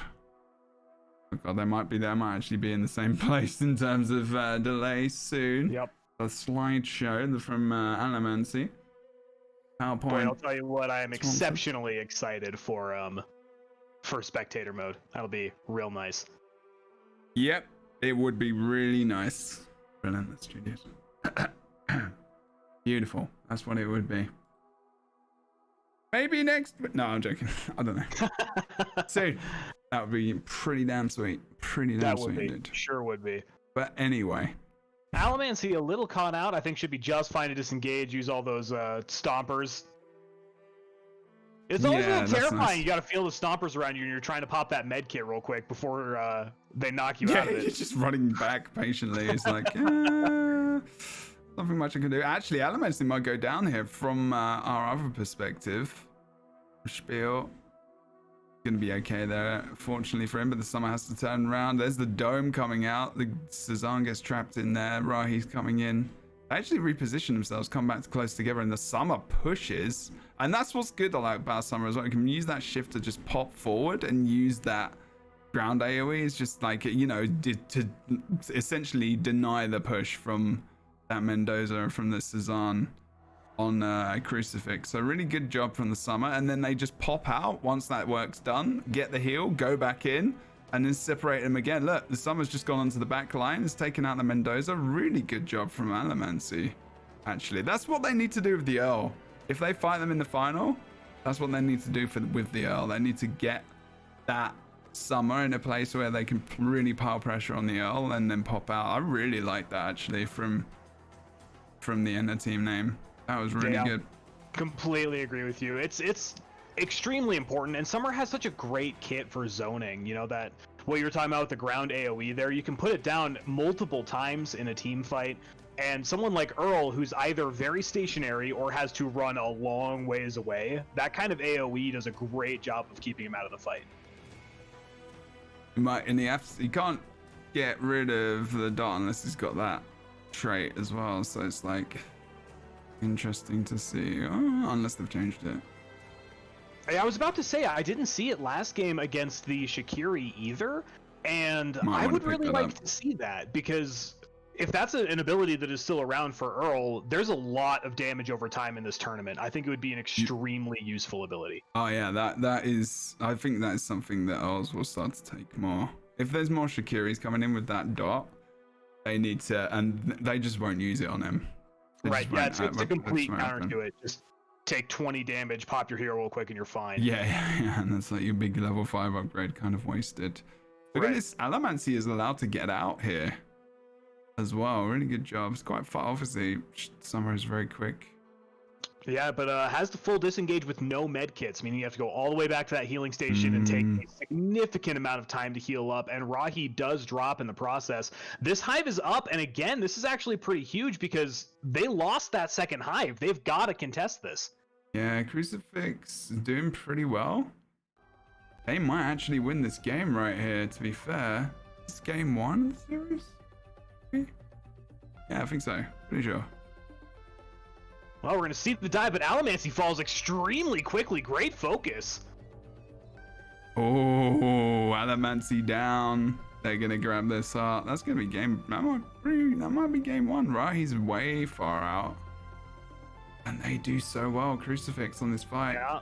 We see So Just well. Recall left standing there, and I think that will swing it. Yep, there it is. Whew. Blimey. Wow, that's really surprising. They had a lot of great plays and amazing team fights, but I mean, look at that. The kill counts on both teams exceptionally high, so I suppose it was pretty good back and forth either way, but winning with a level deficit is still extremely They impressive. literally had the same amount of kills, 15 each. Literally, same amount of kills, just a tiny bit up in level. It's just a little bit more farm for... It was actually the better farm came out from... I mean, not by that much, really. And the team name. But yeah, that's a really close game. And I feel like, even though and the team name just had some of the better fights as well, like you could see them like systematically taking them apart in 4v4s, but then when they got separated, that was when it all just started to go downhill as well. So it's very interesting to see. And Axel, yes, of course, yeah, it's a big part of his damage, but then you need to think about what the role is for him, because he's still piling out a ton of damage. But if his whole bar is dotted and he gets deleted like he would before, then it's whether or not you think about how you're gonna deal with the Shikiri, right? And you just keep doing the same thing, or you take that heal, like remove dot over time. You still have to think about it, right? You can't just not. So you have to do one or the other, you know. And taking that is probably one of the best things you can do. Obviously, if you've got like free dive comp jumping in, you're so damage oriented. Maybe having that as a little bit more tanky and just being able to remove that. It removes Shikiri from the fight as well, because they'll find that out after the first fight, and obviously it can change things up next couple of games. But they just change target, I guess. And then that's wasted. So there's a lot of things to decide. More so, you probably should just think about trying to take out the Shikiri, I would assume. Right, yeah, it really all depends on how badly you're getting locked down. If Earl is barely even being contested and only gets hit by a Shikiri right click once every now and then I suppose it's probably much more effective to be cranking out that damage. And that's what we want to see, right? Is a team who can really press against that Earl and force them to have to play reactively and possibly even reconsider their ultimate choice. Yeah. Until that happens. I mean, that's about like getting the Drakal in there in the summer as well. And that's the only time it's going to really start to. That's the only time that would change, is if the focus goes onto Earl. And which, you know, it could be. If he's used his shift, he's not getting it. He's not getting out unless someone peels for him. And I think that doesn't happen too much. I guess it could be summer, but still. If you do force him to shift out in a team fight, you know, if he's got all that dot, you've stunned him with the Drakal, hit him with the summer and the right click, and he's got to get out of there or he's immediately dead, that still takes him entirely out of the fight. You got 10-15 seconds for him to come back in, pop a med kit, possibly 2 depending on how much damage he's taken, and then start putting the damage back down again. Maybe we'll see. Got a bit of time to find out, that's for sure. How are we doing stream today? How are we doing, peoples? Nice to see you. People are starting to come in now. There we go. Yeah. Had less than 20 viewers for quite a while. I was like, what's going on? Interested in the Crucible stuff. I know it's gone back into beta. There might be a few less players, but you definitely want to be getting there on Friday. If you want to play Crucible, best time to play it is Fridays. Absolutely. At the moment. I'm streaming that and there's loads of people queuing. So if you're like, queue times are long and everything else, just make sure that you get in there on a Friday. During the day, during the evening for EU maybe more so. Yeah, you'll be able to get games. Pretty quick pops as well, unless you're like ridiculously high MMR, but you're still going to get, if you solo queue, you're going to get big pops quite quick. Or just playing the tournaments here on Sunday as well. You know, there's zero queue time when you've got these bracket matchups, which is equally nice. Very, very true. You're definitely getting games and you can win money. Like 4 out of these 5 teams today are going to win money. At least $25 each. That's, you know, McDonald's and a coffee. Right. That's nice. I could use an extra $25 in my pocket. Seems like a really good deal to me. It's true, actually. And if you're on NA and you play today, you would have got yourself at least $50. Yup, yeah, it was a nice easy prize pool today. I would literally be doing that. If you're an NA player and you know 3 other people that might want to play, you should be playing, because top 4 teams get money. So essentially there is, money. There's $300 actually today that's not been won.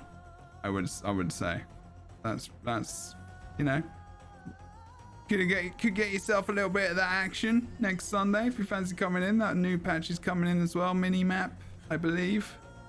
Hopefully, cross fingers. You know, interestingly enough, taking a second to pop in on the NA bracket, it is actually set up for a winners final and a grand final. I wonder if these teams are going to have to play each other twice to determine the win, or if they're just going to end it after this, the immediate winners final here. I mean, you should have finished by now. Yeah, they've got the first match taken care of. It was a 3-0 for Breakaway, so Kalo, Wakey, Prof, and Stormy their reign continuing here, but it would be interesting if they had to play in a second best of 5 just to determine the win. I mean, yeah, they'll probably play it out just because there is a lower bracket. They'll probably play that Right. out, to be fair. Give them another chance. Yeah, absolutely. Well, that's good. I mean, they would have won the 7th one. I mean, that was, you guys might have wanted to see the NA boys kind of come in with the 7th tournament. That's fair. But they're going to be pretty consistent. 6 out of potentially, well, not that I know what the, you know, there's still the grand final to go. But yeah, I mean, those guys, we saw that they're able to be beaten. So this is why I'm surprised there's not more teams in that this week. Yeah, you think they'd be chomping at the bit, like, okay, Yeah. we've done it. We've seen the loss. Let's go get in there and get our prize. You could probably going to see them just, unless Aero can put together a team, a super team with 3 other people. I'm not sure we're going to see them lose another tournament for a while. We'll have to I'm wait and just see. throwing this out here. If nobody's going to pick up Arrow as a free agent, Jebro, you, me, and Arrow, we should just go and win some prize next money week. next week. Let's do it. Let's get Rhythm in there. We'll do that. We'll get Axel maybe. Grab someone. We can grab, but yeah, Ramatio. There you go. That's a good player right there. Perfect. Yeah, there we Let's go. get him. Then we'll go do the we'll go do some Crucible on Sunday. Cast our own games. It'll be fine. We'll just be saying how we're amazing at the game and future tournament champions, and every time we suck, we'll just be like, well, you know, I mean, there was a reason for that. And yeah, Blazer Laser, there's Blazer Laser. Definitely Blazer can get in there. I would love to spend an entire tournament just talking about us in third person as if we're a different team. I'd be so down for that. Oh, it's been so why did he do that? It's just like, well, Jebro, come on, man. I mean, you just got caught out again. He's literally he's tanking his team. He's such a good bug player, but this is not good versus Prof on bug or Prof on AJ, and probably shouldn't play that versus him. And he keeps continuously floating in the air. I mean, what are you literally? What, a shot? And what is it? Clay pigeon shooting? Just one of those little clays in the air. That's Jebro right now. Good lord. But anyway, that's about my clay pigeon shooting profession career, apparently, or as being a clay. But that's kind of that's got to be tough if you're going to be a clay pigeon as a profession. That seems like a difficult one. Yeah, it's pretty much a one-time job, one-time job. Doesn't last very long. You say, yeah, there's nothing else I can really say about that. That's what it feels like when you're a bug though sometimes versus an AJ. You just feel like you're just like waiting to get hit in those really big wide open areas. You're like, I'm not boosting here because there's no point. And if I'm going to do it, I'm just going to press it in short bursts to just get to places. Which sometimes is an option. I don't know. Feels like it. Or you just run the heal. The AoE heal and just run around with that permanently on. Oh dear. I'm saying it's the truth. Okay, we've got quite a lot of harvesters here coming in. Level 2 and level 2. They're actually pretty dead on, almost exactly in terms of XP right now. Yeah, I don't think any picks have come out, though. Looks like we will see the first engage. Rahi coming in to collapse on the summer as well. Dome goes down, but it's not gonna matter. Mendoza taken to half extremely quickly, and I think that'll be pick number 1. Should essentially be, potentially, yep. He's going to be gone, done and out. They're going to get that Shikiri as well. Damn, 2 kills. That's pretty damn nice. Look at that XP. Look at that bar just jump up. That is a lot of advantage. Incredibly impactful in those first couple of team fights. Yep, early on. And as soon as they start to see themselves, now they can push around them. But the thing is, and like streams, it's important to remember people watching as well. Like when you get those kills, it gives you, yeah, sure, it gives you the XP, and that's really, really awesome. But it also gives you possession of the map because it takes a long time for you to come back out. You got to respawn, then you got to get into a position again. And if that keeps happening, which is what is happening right now, they're actually going to probably get a kill on this Drakar. Or maybe Shifting is just run off, but looks like they're at least getting good positioning on the first hive. Yeah, I mean right now, like and there's that obviously you can get that first hive, and that's a little bit less to worry about. But now what needs to happen from not Crucifix. Is it Crucifix? Yeah, Crucifix, sorry, is that they need to be going for, actually, they're going to actually come in and try and, I'm not sure about this. I'm a little surprised by the contest here, to be honest. But now the Summer's pushing them away. But, I mean, it really depends on if they pull 2 people out for a 2v2 and they can win that. Oh no, Shakiri's down. That was not a good plan, unless they can get the Summer down here, and I don't think he is. Going to drop. There goes Drakal as well. I don't think they're going to pick a single one up. Nope. This was a really big mistake. That was not a good idea. They just gave them 3 more kills. Right, and we've been talking about the Hives not doing anything for days now. What's the point in contesting that first Hive? Let them have it, take Harvester control across the map, get farm. Yeah. Do what we've seen other teams do and get an EXP advantage over them for taking that first Hive. Yeah, and unfortunate choice there. First Hive doesn't matter, really doesn't, and it doesn't give XP. If it gave XP, you would see more people fighting for that first Hive, I think. But I think it's good that you don't get XP for the Hives. Like the reward is like getting a point to the win. That's what it should be. Absolutely. I think that would just force even heavier snowballs if we had really would. EXP for Hive capture.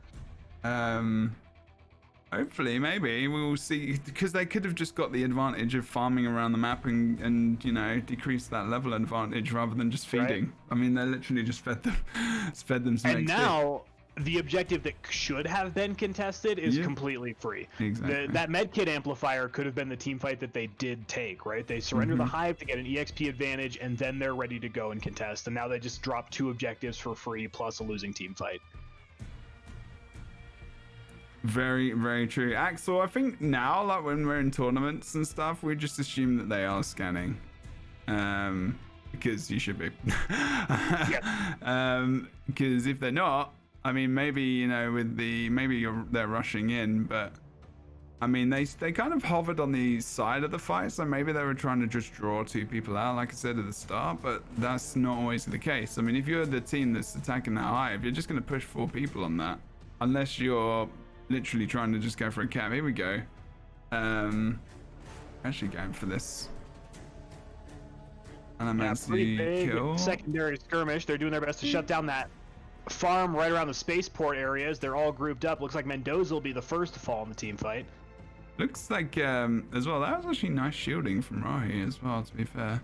Gonna give themselves some little farm here on the Stompers. Grab themselves some heals if they need it. I don't know. They're gonna be able to get that Drakal pretty easily as well, more than likely. Yep. They are giving away those kills around the Hive, literally, which is coming up in about a minute. We have to spawn pretty close to think about getting that, and they're poof. That's one of the things that I'm noticing that is ineffective when it comes to taking a dive comp versus another dive comp.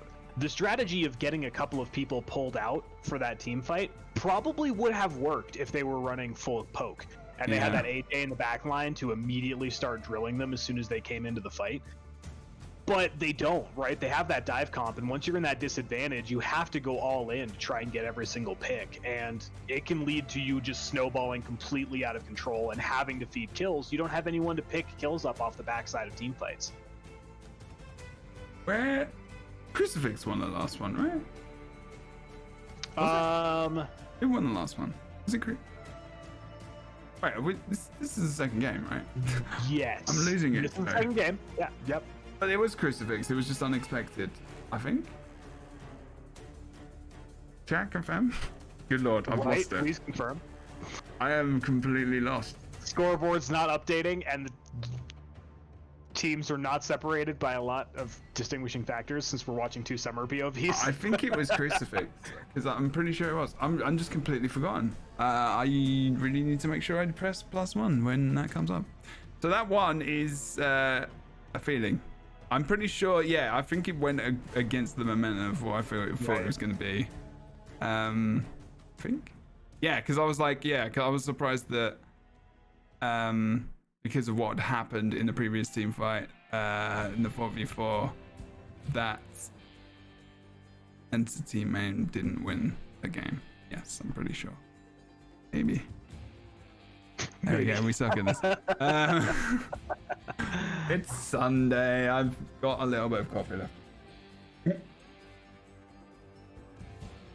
Not anymore though. Sorted. Lovely. So we're gonna grab this second heart most likely. Should be pretty easy. I don't know what's happened to him in this game in all honesty. Yeah, it was Crucifix. Okay, good. Cool. Yeah, there we go. I was just checking. Okay. Right. Just a bit paranoid. I think it's We're because quizzing chat, that's all. yeah, that's what we're it. Just doing. making sure you're watching. Yeah. I think half of it as well is because maybe it's because of the dominance in this game that I'm questioning the result of the last game. Right, because Maybe? this time it's absolutely one-sided. You know, we're seeing very little chance for Crucifix to come back in this one. This is why it's good that it's best of 3 because of this very reason. Sometimes you can just Right. have a bad game as well, of course. There is that possibility of that happening. We've seen top teams have not the best of games, but the farm is good for Crucifix though. They do have all the harvesters. That should, well, they did. That should change though. The coming And moments. it's overall a good job keeping that momentum as close as they possibly can. However, they are about one level behind. It does look like their team name just hit level 5 a few seconds ago, so they'll have that beautiful break point. And since they just hit level 4, I'm really not sure if Crucifix is going to have any chance of hitting 5 before this last hive spawns. Yeah. Now that's a lot of XP to make up. They're gonna have to do something pretty special. They can't give away any kills really, because that's gonna be time for them at 2 minutes. Yeah, no all heart or harvesters. amplifiers are going to be spawning in time for They this kill hive. them? They'd have to win it for They anything. get a fight. 1, but level 5 versus 4 is tough. And they've not really been consistent in those fights. And they're all now coming together as 4. They need to And it all looks be like groups for this to even be a Really chance. good job on team name as well to regain harvester control, so they're stymieing that experience every chance they get. Yeah, we got about 4,000 experience left from Spiel's perspective there before they hit level 5, so that's going to be a level disadvantaged final team fight here. Yeah, it's looking nasty. Let's see if that happens. Keep forgetting that counter in the bottom left is the indication of how much actual XP they need. Keep forgetting that's the thing. Literally says Nice little bit. 5,000 to level 6. Like if you ever forgotten that, it's not massively obvious in the bottom left hand corner. You're like, how much XP do I need? Oh look, here we go. Oh no, yeah, look, they got caught out. Look at this from behind as well. Someone's just gonna come in. Look at this. Oh nom. There goes the Mendoza. That is some lovely feed there. Wipe yourself off, man. You dead. There you go. There you go. Do it again. Wipe yourself off, man. You dead. Another one. Sorry, I just wanted to use that as a bit BM. It's beautiful. I love it. Yeah, it's like that was easy ace. That Summer getting the beautiful flank onto Mendoza. A lot of people complain about Mendoza's move speed in the sense that his sprint is so consistent, but when you see a Summer or someone with a high rotation speed like that collapse on him, all he does is just run around in circles and die. You know, it's not extremely effective for an escape when you have someone who can pop in on him like that. Yeah, like the pink flame over 50% heat. Like, that's it. That's the game. Pretty dominant, in all honesty. Significantly more so than game number 1, for sure. Crazy damage. Is that the heat increase? Yeah, that is the heat increase on summer. Nice. I often wonder. I keep forgetting what the higher level players play on summer. It's nice. They're scanning. They're just watching. They're being patient while they just grab the heart and good. Look at that. They got 1 kill. 15 kills to 1. Blimey. That is a lot. That is a lot. Look at the like 2 players as well on their team, and not even hitting 1.5k farm on the essence as well. Yeah. Nasty. I think really that game comes down to, I think it was fairly even coming into that hive fight where they tried to pull those 2 away, took that huge 4-0 team fight loss. I think that was ultimately the big mistake that swung this game. Yeah, it was like one of those pinnacle moments, I think. Yeah, and they just didn't really come back together from that. There was, I don't know, They did group up on that last hive wall, but they didn't have eyes on the summer. Like, I think when you're in that situation, I mean, you know, maybe chat can help me as well. I think in any PvP game, you're going to be like, where's that fourth person? And you're going to be like, I've got eyes on this one, this one, this one. You can see him. But like no one, like literally, like Alamancy just came in from behind and just wrecked them. Yep.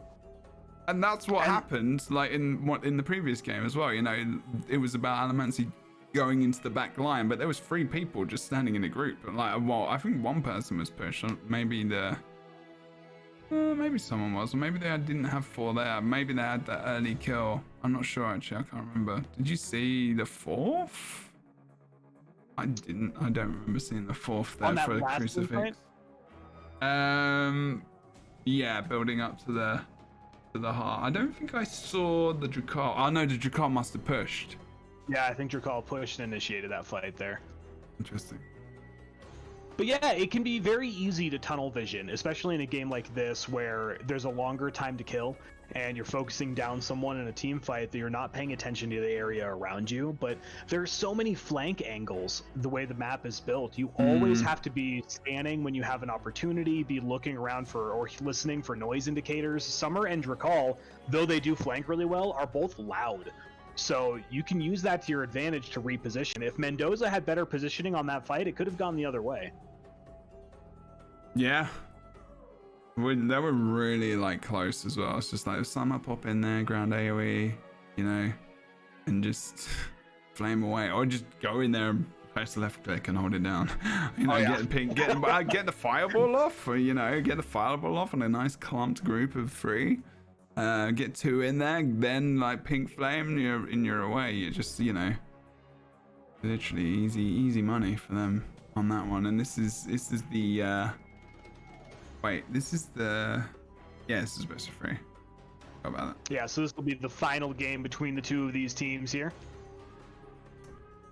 Awesomeness. Winner of this match gonna go on to take on Guardians of the Crucible. We saw them a couple matches ago, and then winner of that will go on to face Bug Abuse. Unfortunate a little bit for Bug Abuse.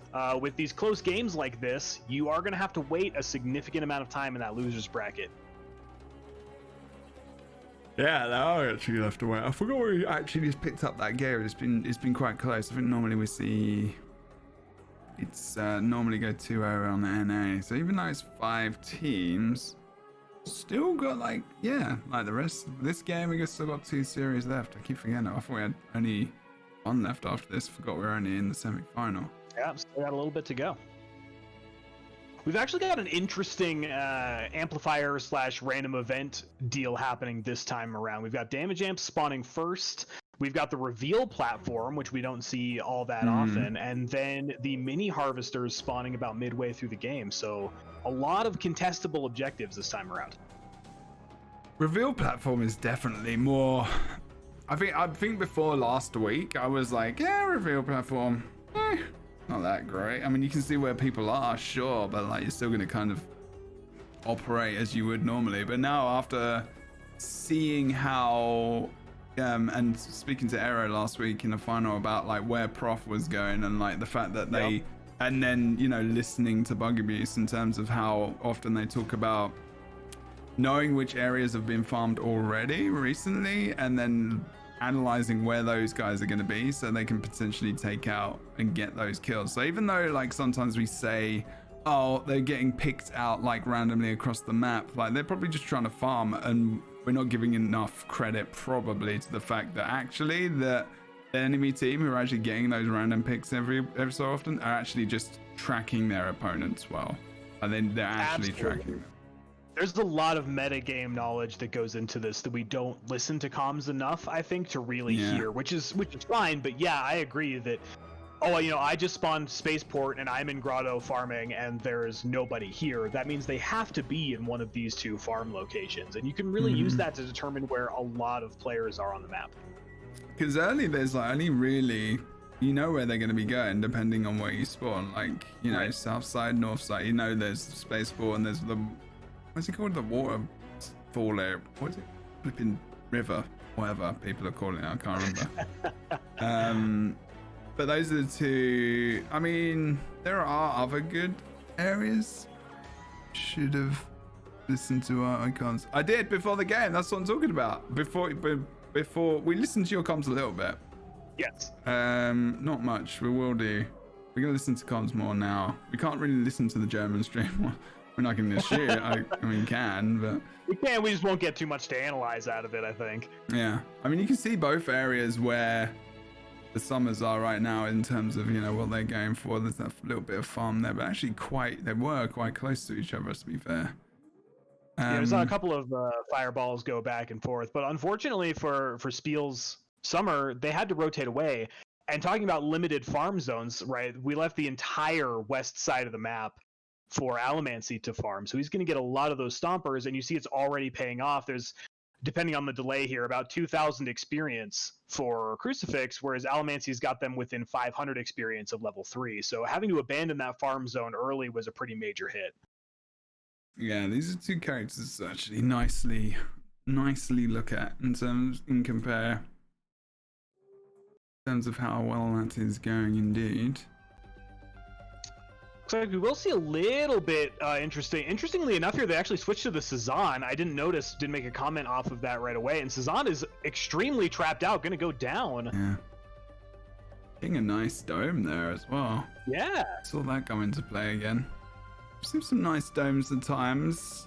So whether or not that pays off as much as you're kind of hoping, because that dome dies so quick as well. You've got to literally be like, that dome is a wall for a moment in time to stop them from escaping for a kill. Pretty much. Early game, less so, because it's, you know, you've not got as much damage to take it down. But I would maybe like to see the ability along the path that gives your dome more HP. I would like to see that maybe increased a little bit, because if you're running something like a Jonah, Earl, and Mendoza, that dome lasts 0.5 seconds at the late game. You know, it's barely worth having it up. Especially with the heal, like, that's why it's not worth taking that much. Then you're taking that for, like, almost because you're more roaming, I guess, more than anything. I don't know. I mean, unless you got all of your team in there, like, you know, and it's helping you just regen, I guess, for like a moment in time, but still, it's not that much. Damage amps. This is where we're going to see the first fighting potentially. Hive is up as well. Yeah, an interesting strategy. So it looks like Crucifix has gone for taking the first heart over contesting the damage amps. They're trying to rotate out now, but I think honestly they might end up a few seconds behind, and they might give up both damage amps for heart number 1. Yeah, that's a really bad call. that is. I'm not going to be around the bush right now. That is a bad call. Well, here comes Spiel, going to try and contest, but they are all ready for them to rotate over. Beautiful hook from Drakal, and Summer will be dropping. The dome does go down to keep him alive for a few seconds longer, but that positional advantage was all they needed to take the fight, I think. Yeah, it's not looking great. Shakiri's here. They've all gone in on 1 though. That's the thing. They don't have all members here. I think they've only got 3. They might take the Summer down. Oh, misses his axe. Getting closer. Yeah, Summer does have to go in there, trying really hard to make sure that the damage amp doesn't fall to the enemy. Still at 44 HP and alive though, and they're gonna get out just fine. How much HP has he got? He's got like 44. Nothing. They didn't get 1 hit on that Summer. Nope, not a single one. Oh my god. So not only are they going to lose this damage amp, they're going to lose 3 people at the very least. They're going to lose 4 with Drakal falling there. Oh no. Wow. And that is why the first hive does not matter. Correct. Oh, exactly dear. to our point. Yep, they took that first hive. Oh boy. Oh, and look at that. Right off of spawn as well. Cezanne gets another one. Will drop Spiel. And they might get a second pickup as well. This could be a 6-kill swing in addition to getting both the damage amps. Have we confirmed about on the scoreboard? They definitely get both? They must have. I haven't seen quite yet, but I'm pretty sure the other one was uncontested. They sent all 4 there, and both damage amps are gone. So we'll see in a second. What? As soon as someone pops the scoreboard here if they got both, but I'm 90% sure. Yep, they did. They got both. I'm not sure how. I'm not sure. Maybe someone wants to let us know how experienced the Crucifix are. I'm not sure. Like, you know, I'm saying that was a really bad step, but maybe they're. I'm not sure. Like, that was not a good call. Absolutely. Well, I've seen Spiel playing in every week. Okay. I'm not 100% sure if he's been rocking the exact same team every week, but definitely some experience there. And I agree, you'd think that they really should have known a little bit better. Yeah, they're gonna have to win. They're gonna have to win, obviously. They're gonna have to get. I mean, this is the last game of the series. Like, you know, this is why it's important to not make mistakes like that. And sure, they've got one heart, but that don't mean anything if you're level, because they've given away so many kills as well, and they know that they can kill them off. So the game they need to play is farming and keeping up with them in that farm, because they're doing better in that as well. And now they're just literally giving them kills as well. So it's like, yeah. And they were able to pick up an elimination on Alamancy, who was caught out just a second, but it barely makes up for anything in the EXP deficit. Almost level 5, still 3,000 away from level 4 on the side of Crucifix. And we do see another team fight breaking out across the map there. You can see from Spiel's perspective, everyone getting knocked a little low. This could actually be the team fight they need, because Alamancy isn't here, so they have the advantage for a hot second. He's going to be there. Elements is going to be there in a minute, so they need to take a day. Do you get the Mendoza kill? It's disengaging, maybe. And it looks like their Mendoza will drop, unfortunately. So nonetheless, they're still dropping a kill. The damage amps are making more than enough up for it. And Alamancy comes in on the other side of the team fight. Are we going to see them, though? There goes Shikiri, potentially. That damage, extra damage, is pretty damn nice. Nice dome. It was a good dome, but again, you've got the problem that is Summer's going to outchase you. Yep. That stealth's going to help a little tiny bit, I guess. Maybe a heal. You have to fall them. Where are you going to go? See an additional 1-for-1. Nice right click. Again, dome should be up in a couple of seconds. Might be able to use that to zone again. Blind grenade. Good follow-up overall from both of the teams. Oh, that was good rescue. Good shield. I think... Oh, I'm not sure if they're going to take him out because of the... high latency. Yeah, like got a little bit of stream lag on my side. Is he going to get double kill? Almost does. Almost does. Actually, Shikiri lived, funnily enough. Shikiri sure did. Mendoza should have just zoned out a little bit. Just maybe gone... I mean, that's an even trade, really, in the end. But, well, I mean, in the end as well, that Summer is quite important in these fights. Are we going to see pick up this heart? It's looking like it, unless Crucifix can get in there very quickly to contest. It's hard to tell because Spiel's on a little bit further of a delay than Alamancy, so I'm not sure where we're at. Just trying to throw in that damage. The heart is still open at the moment, and it looks like Cezanne will fall, but Summer got the spawn directly on Shikiri, so they're going to continue their fight from just a second ago. Jesus. Bloody hell. It's just like, oh, I just literally played this game, man. I mean, that was, you could see that was enough. Actually, he's just going to turn around and be like, yeah, I'm going to fight this because there's just no point. Right, yeah, you're not getting away. Oh, Shikiri. no. Just got rid of the dot and then just reapplied immediately. Well, same fight yet again as Mendoza comes in with the save and takes down Alamancy. Bloody hell. Yeah, that's good. So important, but lives this time. On the other side of the screen as well, you do see the Summer. Both Summers dying. Being taken out there. We do have one heart piece though. Oof. You think it was the Drakal that came in for the Shikiri? I didn't see. All things considered, Crucifix is doing a much better job staying in this than they have any right to 2 damage amps down. Yes, I believe you are indeed correct, especially with the comp they have. It's not, I mean, double check who they've got on the team actually. Just wait for this to pop down because they're both spawning. Lovely. Diddle-dee-diddle-dee-dee. Yeah, especially with their comp. They're not that tanky at all, to be fair. Right. They should be pretty easily deleted. Unless they've nerfed the damage amp a little bit, maybe? I don't know. I do think here's where things are going to get a little on the scary side. All of those fights took place before Team Name was able to get level 5, and now they do have it. So I think that might make a pretty big difference in some of these upcoming team fights. We still got 3,500 experience before Crucifix will hit their level 5 point. So any sort of team fight here, I think this is going to be the biggest swing opportunity that Team Name has to get it in their favor and close the game out. Indeed. The closer we get to level 5, the more even things will be indeed, but that's still damage, double damage amp. They're denying him now the harvester comeback as well. They even hit that level 5. I'll probably just try and deny him level 5 for as long as, well, obviously for as long as possible. Sorry. Yeah, just to put the numbers in a little bit of a perspective here. Spiel is currently running 18% damage increase as they stand right now, whereas Alamancy is at 40% damage increase. That is just an exceptionally huge swing. It is indeed. Pretty crazy. And that's gonna matter. That's gonna obviously matter. I mean, they're gonna have to.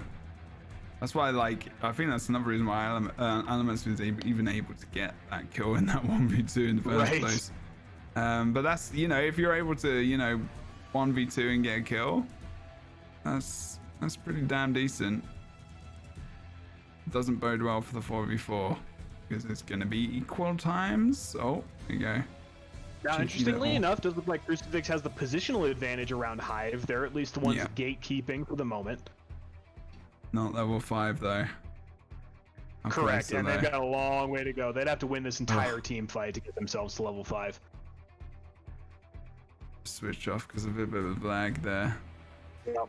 But having a look, are they going to pre-heal before they can, maybe? Looking at Alamancy's point of view right now, things are not going well on either side. A 1-for-1 early opens up the team fight, but Spiel is getting melted by the fire. That'll be 2 going down very quick. Yeah, that is insane damage. They just deleted Spiel. And they do manage to stop the heal on Drakal and pick up the kill. No, it's 2v2 now, I believe. It is, yeah, 2v2. However, some serious chase action right there, and it looks like Shaqiri will go down, forced to use the shield a second time. They will drop, so it's just Drakal left in this fight, but he's putting some damage down. He really is, yeah. He's doing a great job with that CC. I think he might be able to get the Cezanne here. He does indeed get the Cezanne. So a 3-for-4 overall in that team fight, a lot closer than I expected it to be. Yeah, now the Summer's gonna have to 1v Hive. I guess might as well. If there's a champion to do it, it's Summer. Summer can burn that down extremely quickly.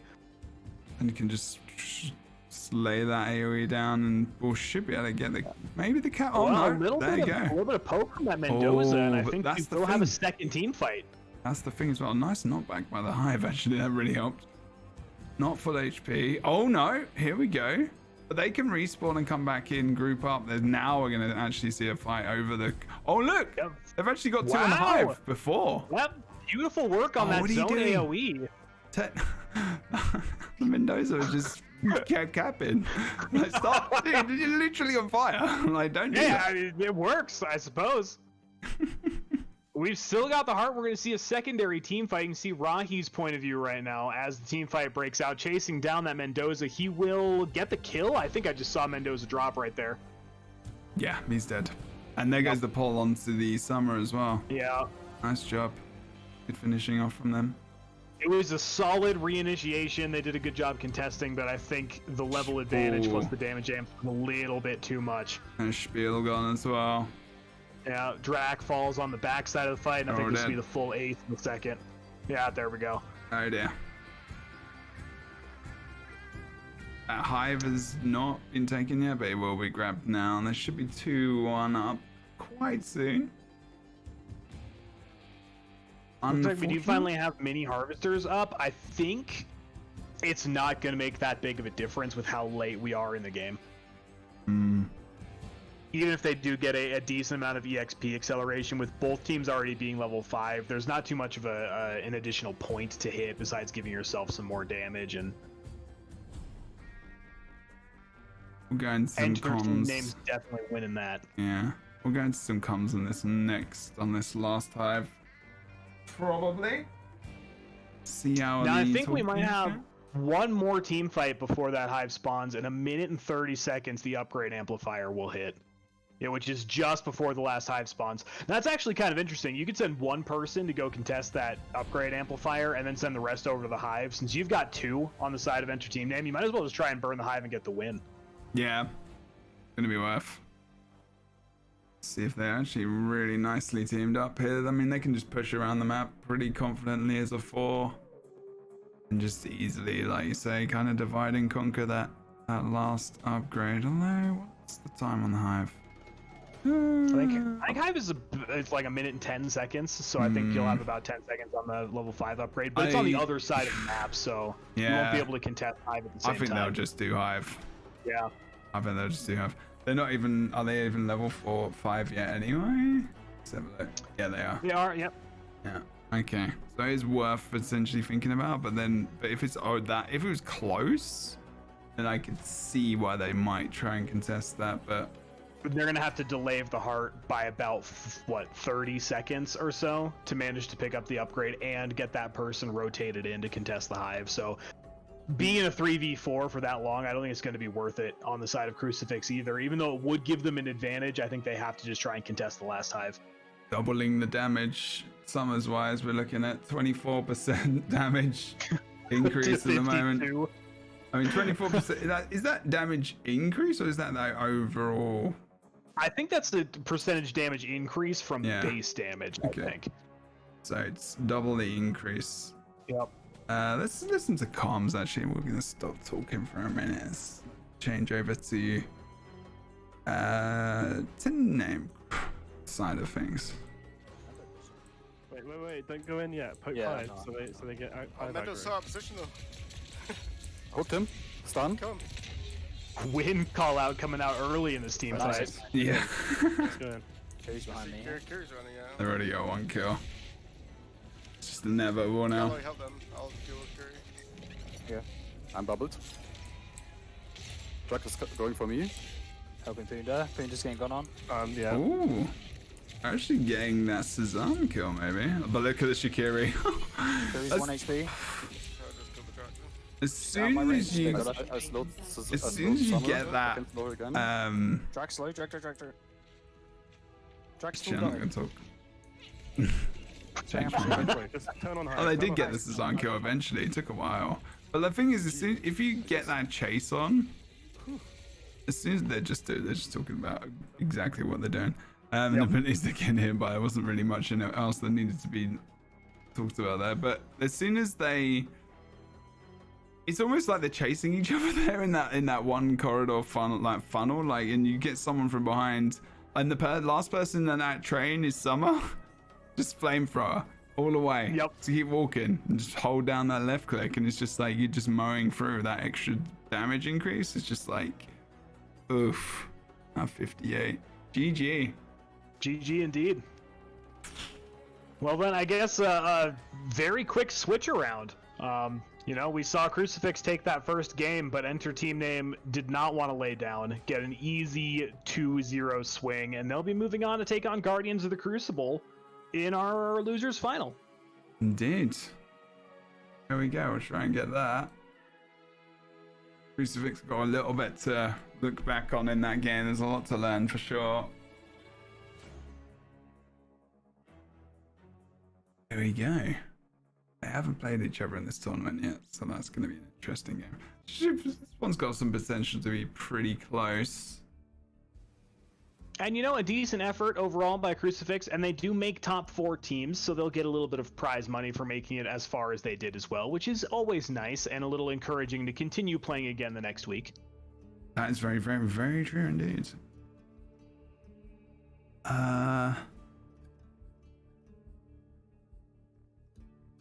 Oh, 75 nerf right. Yeah, maybe. I never know. 75% of teams. That's right. Also, congrats to the team of Breakaway. Wait, did you call yourself Breakaway this week? I believe they did, yeah. Okay. You Breakaway? Yeah, Breakaway. Okay. Breakaway versus 1/10 of the player base. Oh. Amazing. I mean, if it was split between the two teams evenly, I mean, what did they get? 750? That means that team who is new to the tournament just won their first esports money ever, and it was $250. Yep. That's pretty flipping good. That's pretty great for a loss, you know. I Just mean, show up, lose to the only other team, and get paid. That Damn, sounds great. That's like pretty good, and I'm kind of jealous. Me too. Actually, in all honesty. Okay. If anyone wants to gift subs, donate bits, or anything else to the stream, this is what I do full time. Support myself going through graduate school. Feel free to do so, or chuck a follow. Beautiful. Donate some of that tournament money. It's all good. I'm just messing with your stream, but seriously, follow. Follow Chuck. We'll be doing this stuff next week as well. I'm gonna grab up some water because I don't have any. It's probably quite a good thing to do while they're doing the things. So you can talk if you want, or I'll be back in like 2 minutes. I'm gonna go to the Sounds bathroom quick perfect. as well. So, chat, while we're waiting here and I get to hang out with you all for a hot second, what do you guys think of the EU dive comp? I've been casting EU for a few weeks now, and it's really, really nice to get to see EU from both of our perspectives this time around, since we did NA last week. How do you think it compares to the poke meta of NA, and what do you think are the strengths and weaknesses in each of those compositional types? For me personally, I'm actually really fond of watching the dive comp. I think it's really cool and exciting to see. Is Jebro really quiet for anyone else? I don't know. Am I really quiet for you guys? I have no control over his audio, but let me know. Who plays dive? So right now, we're definitely seeing a lot more dive-focused comp from all of EU, honestly. We're seeing more Rahi than we've ever seen in any of NA. And NA's comps, if you've been playing in the EU significantly, they are running a lot of Ajona, which we haven't seen once in the EU tournament so far. No Rahi here with the eyes. Dives for filthy one tricks only. Do you think with a little bit of balancing here and there, though, dive could be a very viable comp against poke? I think with the Ajona nerfs to the grappling hook, that puts you in the best position to be able to dive onto an Ajona and stop her from doing too much else. She can only disengage that one time per team fight. Yeah, I completely agree. We see very little full dive, right? Looking at, say, a Tosca, Rahi, Drakal Summer, that you literally can't do anything at range, you have to go in. But we see very little full poke as well. No, yeah, and there have been a lot of AJ comps in general over EU, just nothing that we've seen in the spectator mode so far this week. That description fits the community really well. All filthy one tricks. It's the downside of not having a ban at the moment, for sure. I don't know, Ghostly. If you want to describe what's going on, I can let Jebro know when he comes back, but I'm not 100% sure. Now, the developers have talked a little bit about having multiple champions in the pipeline that we haven't gotten a chance to see, and we probably won't until they have a lot of the game balance issues figured out and things like that. But I'm really curious to see what they have in the pipeline, and that might open things up either for a ban or for people to continue to flex their comps. There you go, I'm back. Welcome back. What's Kato doing? Was he being sarcastic? Oh yeah, absolutely. Oh dear. Weird. Kalo's never like that normally. Oh no, I've never seen him be sarcastic. Not even once. Kalo's a trash. Kalo's a good dude. Oh, absolutely. Just drop in the sarcasm every so often. Not English though. Almost. By association of sarcasm. Is that the rule there? The more sarcastic you get, the more English you become. Oh, you would be surprised at how many people in America don't understand what sarcasm actually is. Hey ho. Don't know. So we had a report while you were gone that you were a little quiet. I don't know if that's a consistent report across the board though. Oh, I think I just sunk into my chair. Also I was a possible. bit tired. I turned you up a bit more. I was like, it might be my levels are wrong. That is one thing, as much as it sucks that my nice mic, the firmware, died on it, it's been interesting having a headset and being able to move around and not lose my audio. Yeah, that's what happens. I'm got my mic in front of my face, but it's so warm, I'm like just dying. Actually, it's okay now. Not too bad. The whole apartment is just dark because I got no windows open, so no light is getting in. Yeah, mine too. It's feeling pretty nighttime-ish here, even though it's 2 in the afternoon my time. If there's a troll in Crucible, it's probably me. Like actually living that life. I like I'm living under a bridge, like in darkness. During the summer months, it's like it's flipping COVID. We're living in America. The rest of the world's probably outside, or just not gamers, I guess. Yeah, that must be nice being able to go outside. No idea what that's like on the NA side of things. Outside socially distancing. How are we doing, people? What's going on? I'm having a little bit. I don't know what the delay is right now, but I'm having a oats and honey crunchy granola bar because I'm trying to be healthy and good. Sounds delicious. It's not bad. I got It's extremely not bad. lucky. My wife made some fresh pumpkin bread last night, and I am devouring it like nothing else. It's so amazing. I think it's extremely lucky I've got a wife. I was like, yeah, don't rub it in.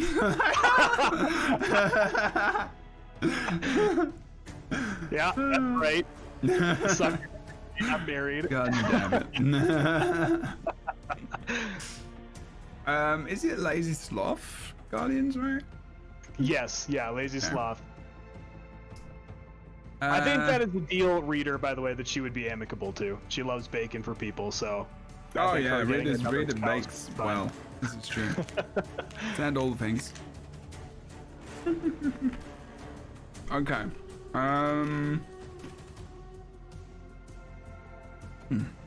Damn, if you ever wanted snacks, people, granola bars, I'm telling you. Fresh out. Love that.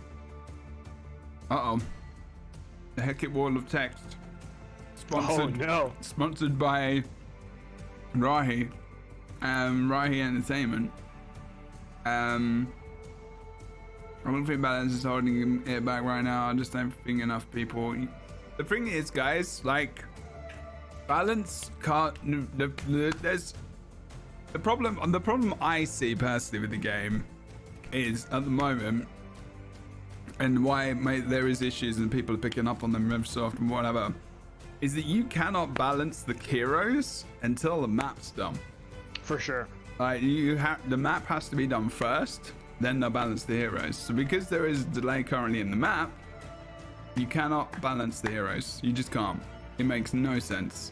And you balancing the heroes for the current game in beta is pointless because it's using your tools and the people you put towards it in areas that are going to change, like when the map changes. Now, if the map changes aren't going to come in soon, yes, maybe some balance needs to happen, but we don't know when the map's coming.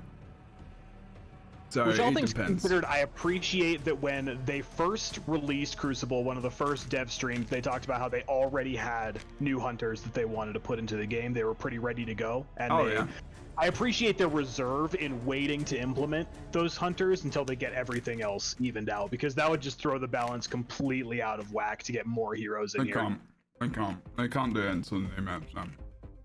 I would say they can't even do it until the game's out. You know, Right, that's yeah. true. Maybe when they do relaunch, have a heroes. hero debut with it. Yeah, Mhm. I agree. Yeah, and you get the new what's it called, battle pass, and you get your new hero skin comes with it. Yeah. Yeah, that would be it. Because everyone will want to play it anyway. Although I don't know, and also obviously, you know, I'm not saying that the game shouldn't be balanced at the moment. That's dumb. That's like completely dumb. Like there should be some balancing if something's ridiculously overpowered or broken, which is what they're doing still. And they can still make adjustments, of course, but nothing major. nothing can really major. happen. No sweeping changes. No massive meta changes. Like, Right. you know, No changing someone's entire kit or something like that. I mean, maybe if it's like for the new map, like sure, and pre-doing it to test what it's like, but. Yeah, it's difficult to balance right now because this map was made for alpha hunters, and more than half of you know that in this chat right now. This is what the map was made for. You know, Heart of the Hive didn't exist like for a while. Heart of the Hives is the newest game mode, actually, right? I'm pretty sure. That's so interesting. I don't think I can. I don't think I can. I know talk they. about it. I know they launched with all 3 of them in place, but I didn't get the chance to play in the original beta, so I don't know what all came in what order. No, I mean Alpha. I think I'm pretty sure I can say this. I mean, they've said it pretty much as well on video, like on Twitch, like Right. and the map. That literally said the map was made for Alpha Hunters, and that was the first thing we really got to play. So this is a big reason. And before launch, like there was the real film, like everyone's like, yeah, I mean, Alpha Hunters is fun. Heart of the Hives is the unique game mode where people who don't necessarily like Battle Royale are going to be playing. Wow, really early actually. Alamancy kill probably coming out here, unless we see people teaming up. No, that's Yep, 4v1. Wrecking Crew. Why was Alamancy? Why was it all the way over there? Was he So going it for an looks like to invade? me, Alamancy was putting a little bit of poke down from that side. They were farming, and I don't think Alamancy noticed that the entire rest of the team rotated on the other side of A. So when they went to rotate away from that poke, they just got collapsed on. Wait, why are you making me angry? What have I done? I didn't do anything. So interestingly, we didn't get to talk about it before the game got started, but we do have damage amplifiers coming in first, and then directly after that is the Essence Siphon coming in. So 2 of the biggest game-changing objectives are going to be spawning very early in this game. Those are kind of 2 that I would like to see a lot more. Actually, you know what I would like to see? Events happening at the same time. I kind of agree with you. It'd be interesting to see, say, Essence Siphon and Damage Amp spawn at the same time. Which one do you go for? Oh yeah, that would be cool. And the divide between that, because it's like, I don't think anyone would separate someone off a Siphon. I think they'll play for it afterwards, but I think it depends where the spawn is. Like if you have the Damage Amps fairly in the north side of the map and you have the Siphon in the south, like that person's going to keep that Siphon for a long time. Right. But if you get 2 damage amps, like again, the game's gonna be pretty nasty. I heard someone, and it's not my most expert opinion in the world, but someone was talking about how 2 levels can make up for damage amps. So that would actually be a really interesting trade to see demonstrated a bit more practically. If you get that 2-level advantage from the Essence Siphon, does that make up for losing both of the damage amps and keep you in the game? 2 levels? At what level though? That's a good question, right? Well, yeah, level 5 is a very big difference than level 3. Yeah. I don't know.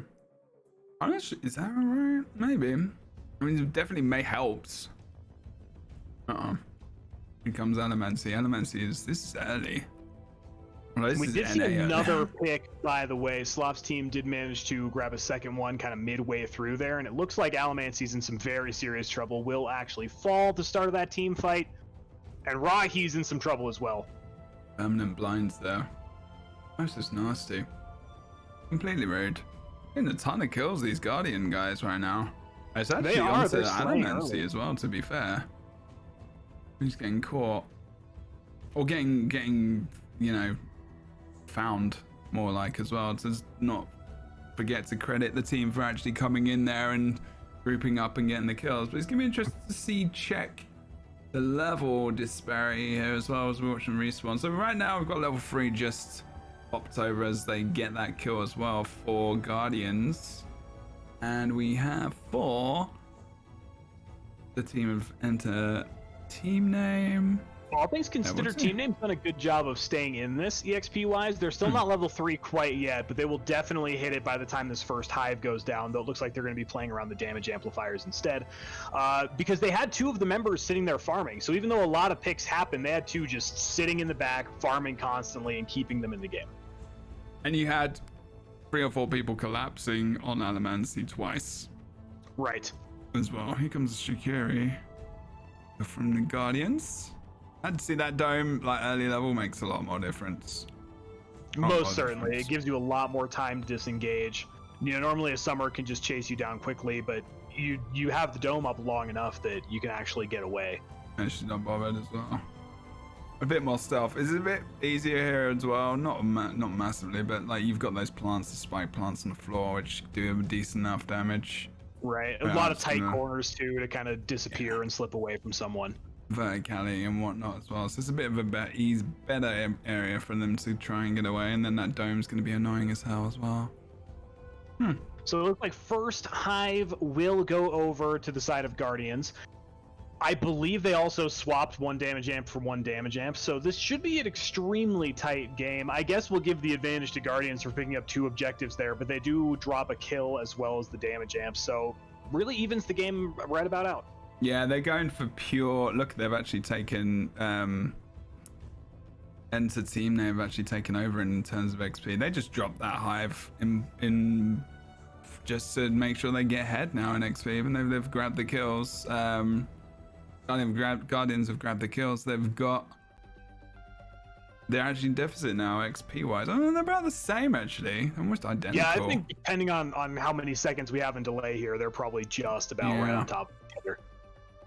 And we do have the Harvester advantage for Enter Team Name as well, so it's not looking too bad for both teams. Fairly even here, other than the obvious one heart, which doesn't matter too much at this point. Right, we've been talking a lot about how that first heart doesn't make anywhere near as big of a difference. And it looks like we do actually have a very easy pick coming out.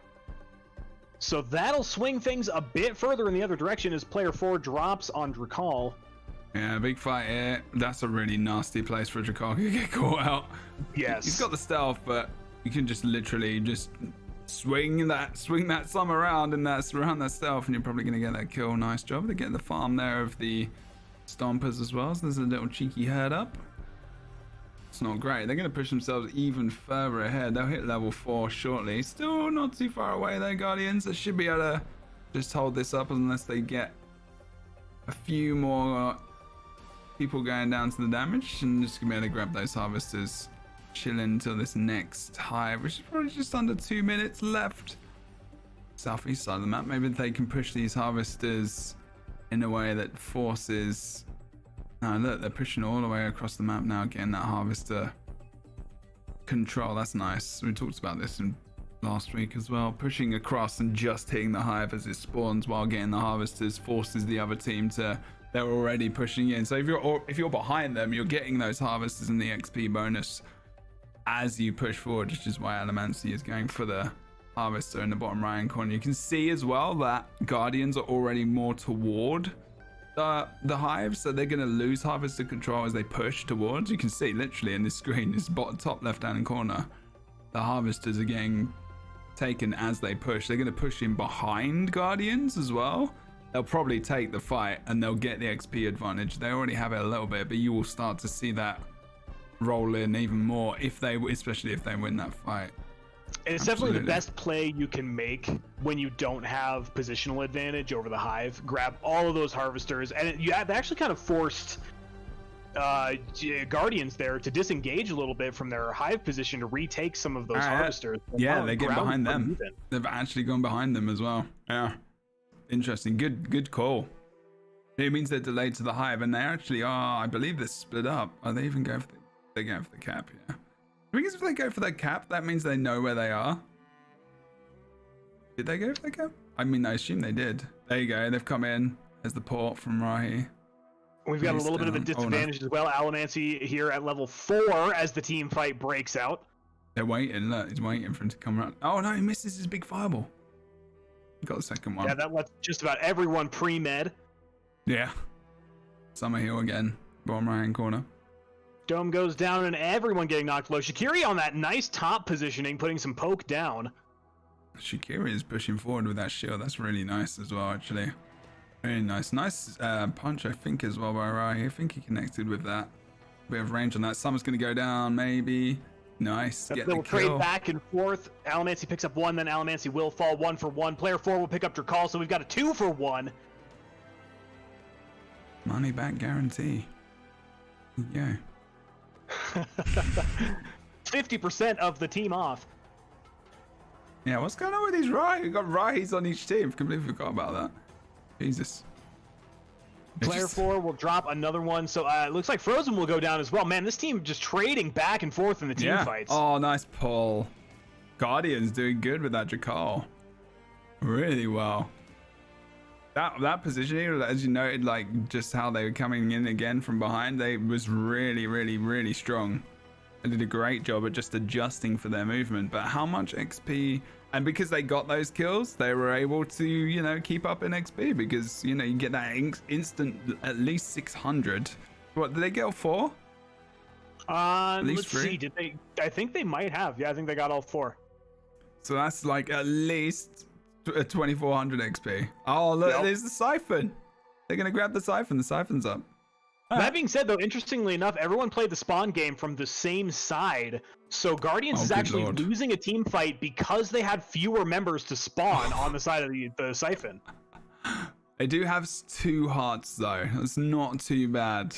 Like, again, that second heart after. I mean, obviously, but still first 2. If they can get ahead of them XP, they might actually do that. They got the siphon, and now they might actually just completely wipe. The Rahi needs to leave, just farm. Yeah, and they've got the siphon. They're gonna get 3 kills on the siphon, so they've already equalized the kills out from that Hive loss fight. The respawn discrepancies there are definitely one of the more challenging things to deal with, right? Like they were handed that team fight win because they lost a team fight, and that is a little on the frustrating side, I'm sure, for Guardians. Handing the siphon over will get them to level 5 extremely quickly, and yeah, this game is anyone's game now. That won't happen in the new map. They won't spawn right next to each other like that because that's unlucky. That would be a refreshing change. Oh dear, they should have just spawned someone else. They were gonna get the to avoid that. They were gonna get the heart for sure. So they should have. I mean, maybe they just wanted to make doubly sure, but they should have spawned further away, or at least maybe one further away, just in case that did occur, or split at the very least, 1 to each side of the hive, so they didn't get just direct there. Unfortunately, that was not something that probably was thought about. Especially because giving up the siphon immediately isn't that big of a deal. It's not like an amplifier where it's gone for the rest of the game. All you have to do is poke them once and they drop it. So you don't necessarily need to spawn directly on the siphon to contest it. Yeah. Right. True. All those other factors. And then that's the decision you make, yeah, I guess. Like, if they all, because, yeah, that's the thing, right? They know that's going to probably be potentially a thing, and how are they going to win a 2v4? Are they just going to hold it, I guess? Right, exactly. Interesting. Well, Hive coming up in 30 seconds, but I'd say really anyone's game. Toss of a coin, depending on positioning and team fight. Both level 5, right around the same EXP level, and the siphon won't matter once the poke fight begins. Yeah, exactly.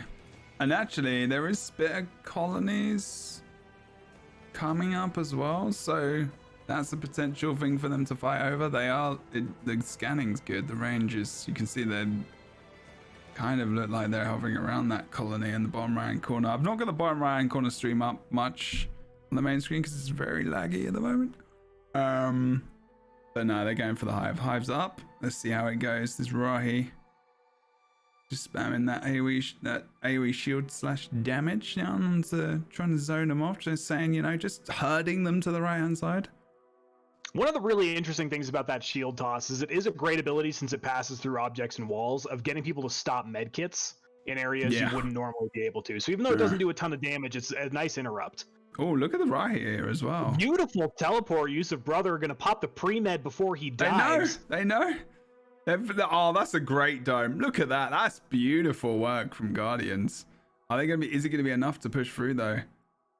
Don't know. Well, Drakalmok's very low and is bleeding out, but they aren't able to follow up the full kill yet. They got Summer instead. They just turned around and refocused. They're going to get there. It is though. Drakal is able to get the full push down, so it is a 2-for-0 at the start. Wow, that was an exceptional dive. That is a game. That is the game right there. The reposition of Rahi as well. Like, because he could just reposition quickly, so he can be the last one to get back into a place. 3-0. It didn't feel like it should be a 3-0 though. It didn't at all. The Intername here really had a lot of potential heading into that final fight, but that teleport put them in such a tough position because I don't think they saw it at all. They had no idea Rahi was on that side. It was going to come in that fast. Because he can just auto position so quick. He's just here. It's just like, yeah. Easy peasy. All right, let's change that back over to the bracket. There you go, guys. EU. Boom. Right, getting to see some tactics and styles you don't see very often on the NA side of things. That's right. That's right indeed. Been pretty nasty. This is one of your grand final teams. Obviously, they're going to be winning money. It's the difference between going out of the tournament now and winning a little bit less money, obviously. So we've got, yeah, very interesting, very different compositions. Not one AJ we've seen today. Yep, the entire tournament so far. AJ is Jonah. Jorah? That's a game. Is the ranged sniper character, obviously, in Crucible, if you're new to the game, and you're saying, oh, I don't know what that means. That's what it means. Exactly what it means. We're just waiting to see. Potentially, this could be the final game of the series, pushing the lower bracket EU team, one of these teams, into the final versus Bug Abuse. GG. What you did there. Okay. The amazing thing to me, I think, is just that poke is run so infrequently in this tournament setting. I keep expecting one of the teams to switch over to poke at some point, to be like, well, we're losing the team fight game against these guys. Let's switch on over to our AJ Earl or something like that. And we're not seeing that happen at all. The poke is the dive, I guess. I guess. Or the poke is a summer fireball or a Earl long shot. We've only seen 2 Earls, maybe 1. I'm not sure if we've seen even 2. Yeah, I believe Bug Abuse is running Earl at the moment. Yeah, that's the only one I've seen that we know of. I can't remember the other. I don't think we've seen any others. See, that's interesting. Arrow talking about how they don't have AJ players in EU, which is probably true, but you tend to get that just by practicing a lot more. So it's interesting to see that these guys aren't even wanting to pick up AJ and start using them to a competitive level. Well, yeah, we were saying that earlier, Heck, that the Earl is pretty much their sniper. Right. This is pretty much their range character, and the other 3 are just diving in there. And when they switched it up, they did get a kill onto the Earl, and then the rest of the team fell apart. So I think a lot of the way you're going to see a team succeed against Bug Abuse is if they can take out the Earl, actually. That's where something that I'm loving apart. about the incorporation of Earl into these team comps is his ability to zone with his deflection ability, both on those heart captures and in the middle of a team fight. I think it's helped Bug Abuse get dive characters out of team fights and let them pop medkits a lot more than you see in a lot of other team comps, because you can use that zone. Yeah, we've seen someone that is playing Mendoza, that's right. Don't know. Yeah, it's kind of interesting seeing Shakiri be the most precision, like long range damage of most people, but I think a lot of these guys are probably running the blade setup on Shakiri more than anything else, wanting to follow up that dive and do as much damage as possible with the sword. Oh yeah, definitely. Actually, I'll have to. Just a shame, can't see. Here we go. Yeah. I was gonna say, if someone has the opportunity, maybe go ask Sloth or anyone else who's playing Shakiri right now if they're running sword or pistol. Or maybe a mixture of both. You never know. Yeah, maybe. You never know.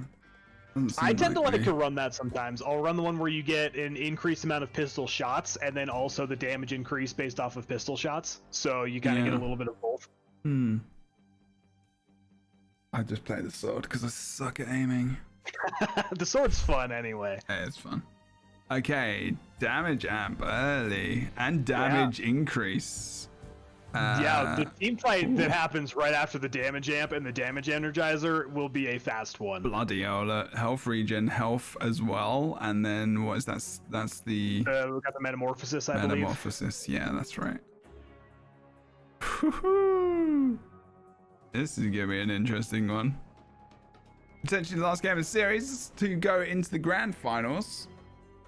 Awesomeness. Let's see what happens here. as Guardians are 1 up, of course.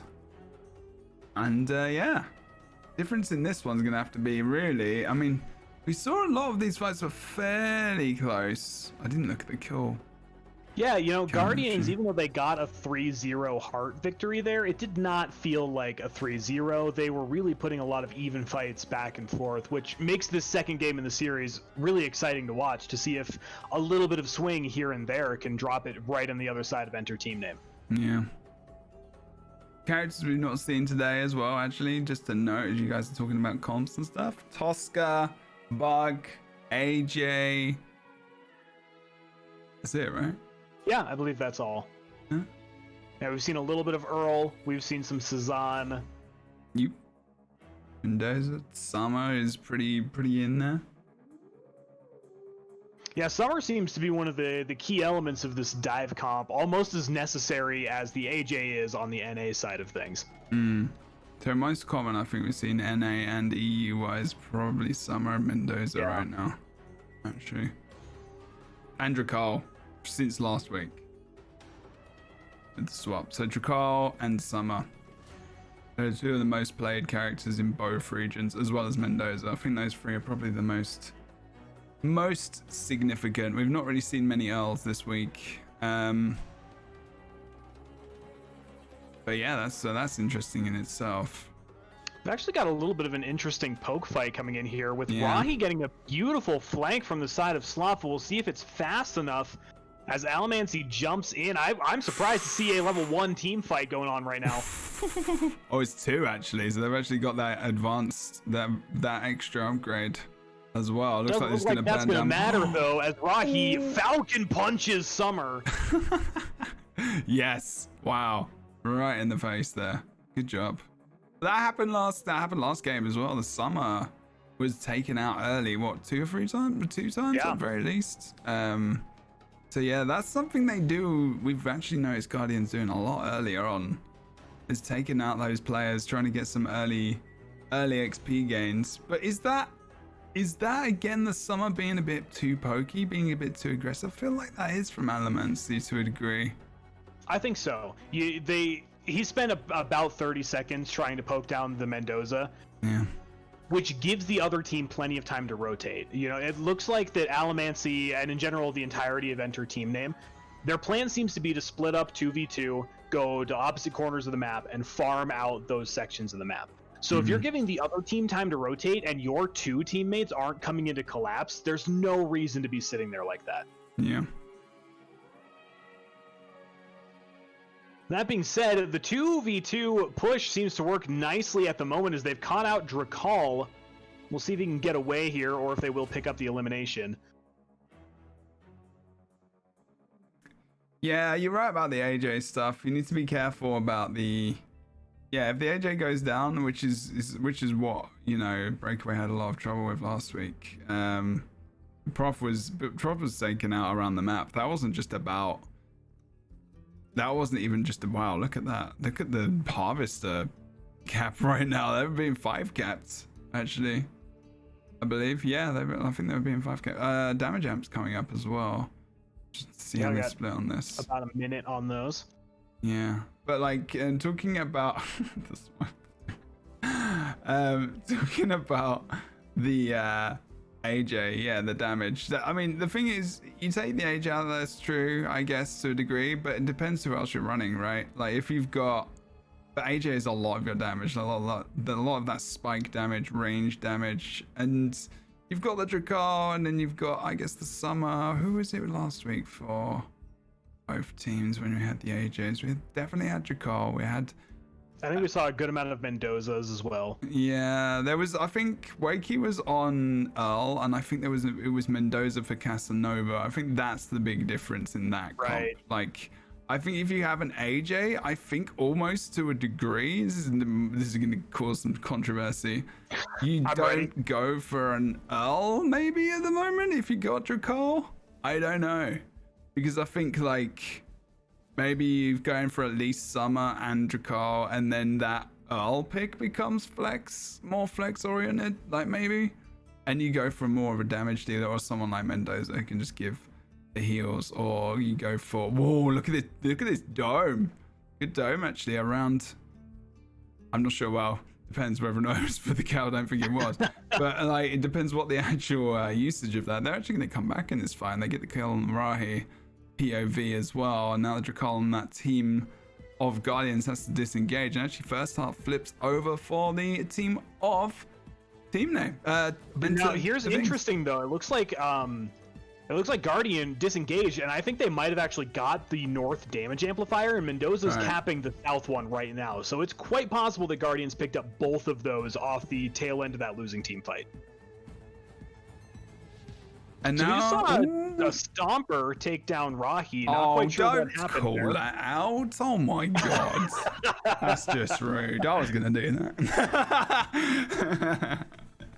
Killed by I have seen some instances though, especially with a character like Rahi that doesn't have a great escape outside of the teleport, where you can get stun locked by a herd of Stompers and it's impossible to get out of them. That's right.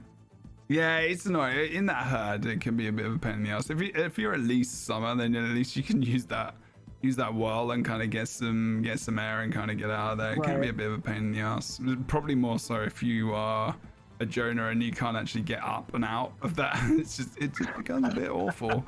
But it's more like you said, like we were talking about, like trying to disengage and get on. But look where they're fighting. Actually, they're both going up. I think we saw team members from each team going up to the top right hand corner of the map. Around that is neat what it looks like. And we do have the damage energizer on right now. It's plus 70% damage for both teams. And XP from the oh no, sorry, no, that was the last. That was the other thing. That's my. No, wait, is this metamorphosis or is it the damage increase? We are on damage increase at the moment. Oh, okay. And it's working out exceptionally well for Guardians. They've already picked up 2. That'll be 3. Last one, maybe. You can think about it. Oh, there you go. Yep, there it is. No, I think I see Rahi moving around. Yeah, I think he might have spawned engaged far enough away, but that's all right. The 3 for 0 huge swing for Guardians. Were they contesting Stomperheads? I think they were. Yeah, they were contesting Stomperheads. I don't think that doesn't happen much, in all honesty.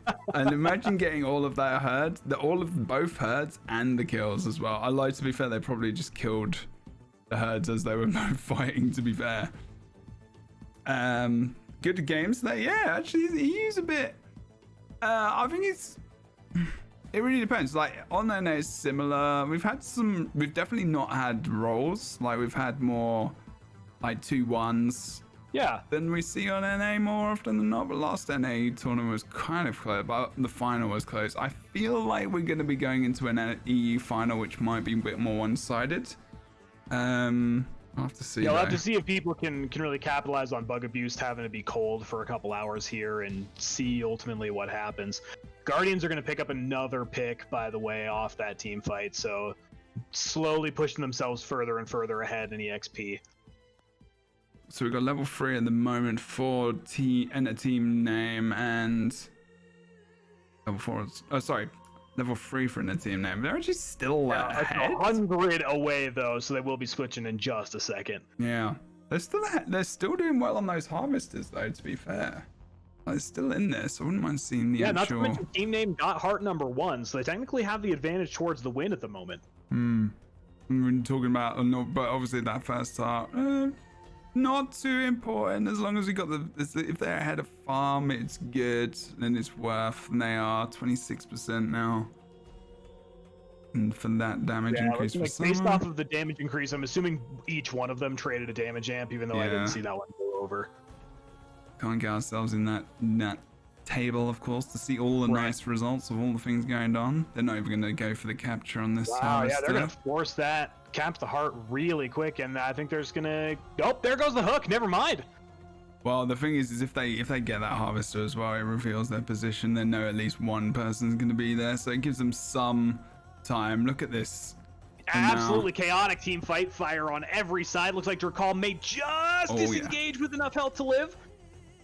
Yeah, the Rahi's doing a good job as well. They do pick up the kill. It goes down, unfortunately, in the end. Here we go. Summer is just being aware of the positioning. Nice job. Oh, there is so much damage coming out from Summer there as well, but that's a disengage after the punch from Rahi, and they're actually outnumbered here. You're probably going to see Actually, it's still fairly even. You see the right is just kind of chilling Yeah, next it to each was other. very even in damage, but ultimately Oh, the entirety of Guardian get a full team wipe without a single Punda. casualty falling, and they will grab the heart as well. amazing. Well controlled there. Good job. It's going to be 1-1. Easy peasy. 1-1, but I think that might be, we'll obviously have to see. Team fights can go either way, but that might be an indicator of the current trend of the game. Guardians has managed to get 3 or so picks and 2 team fight wins in a row. They've brought the EXP all the way up to a full level advantage at this point, so we've definitely got to see Enter Team Name do something to claw their way back into this. Their grip on the game is slowly losing. Yeah, and it's weird because I don't feel like they're getting dominated. Like whenever we see, whenever we see these teams fight, I don't feel like there's one team that's just completely ripping the hell out of them. I don't feel like they're dominating these games like in every single team, but they're just losing the fights like more often than not at the moment.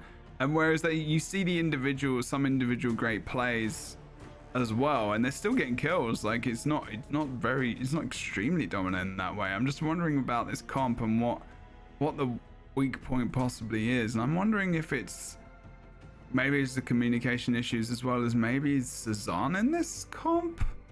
I feel like maybe a Mendoza might be better, or I think one of the big issues they have right now is there's very little peel on the side of Enter Team Name, and because of that's very true. They get their Drakal to disengage, right? He got down at about 10% HP. He should pop a med kit and get back in that fight.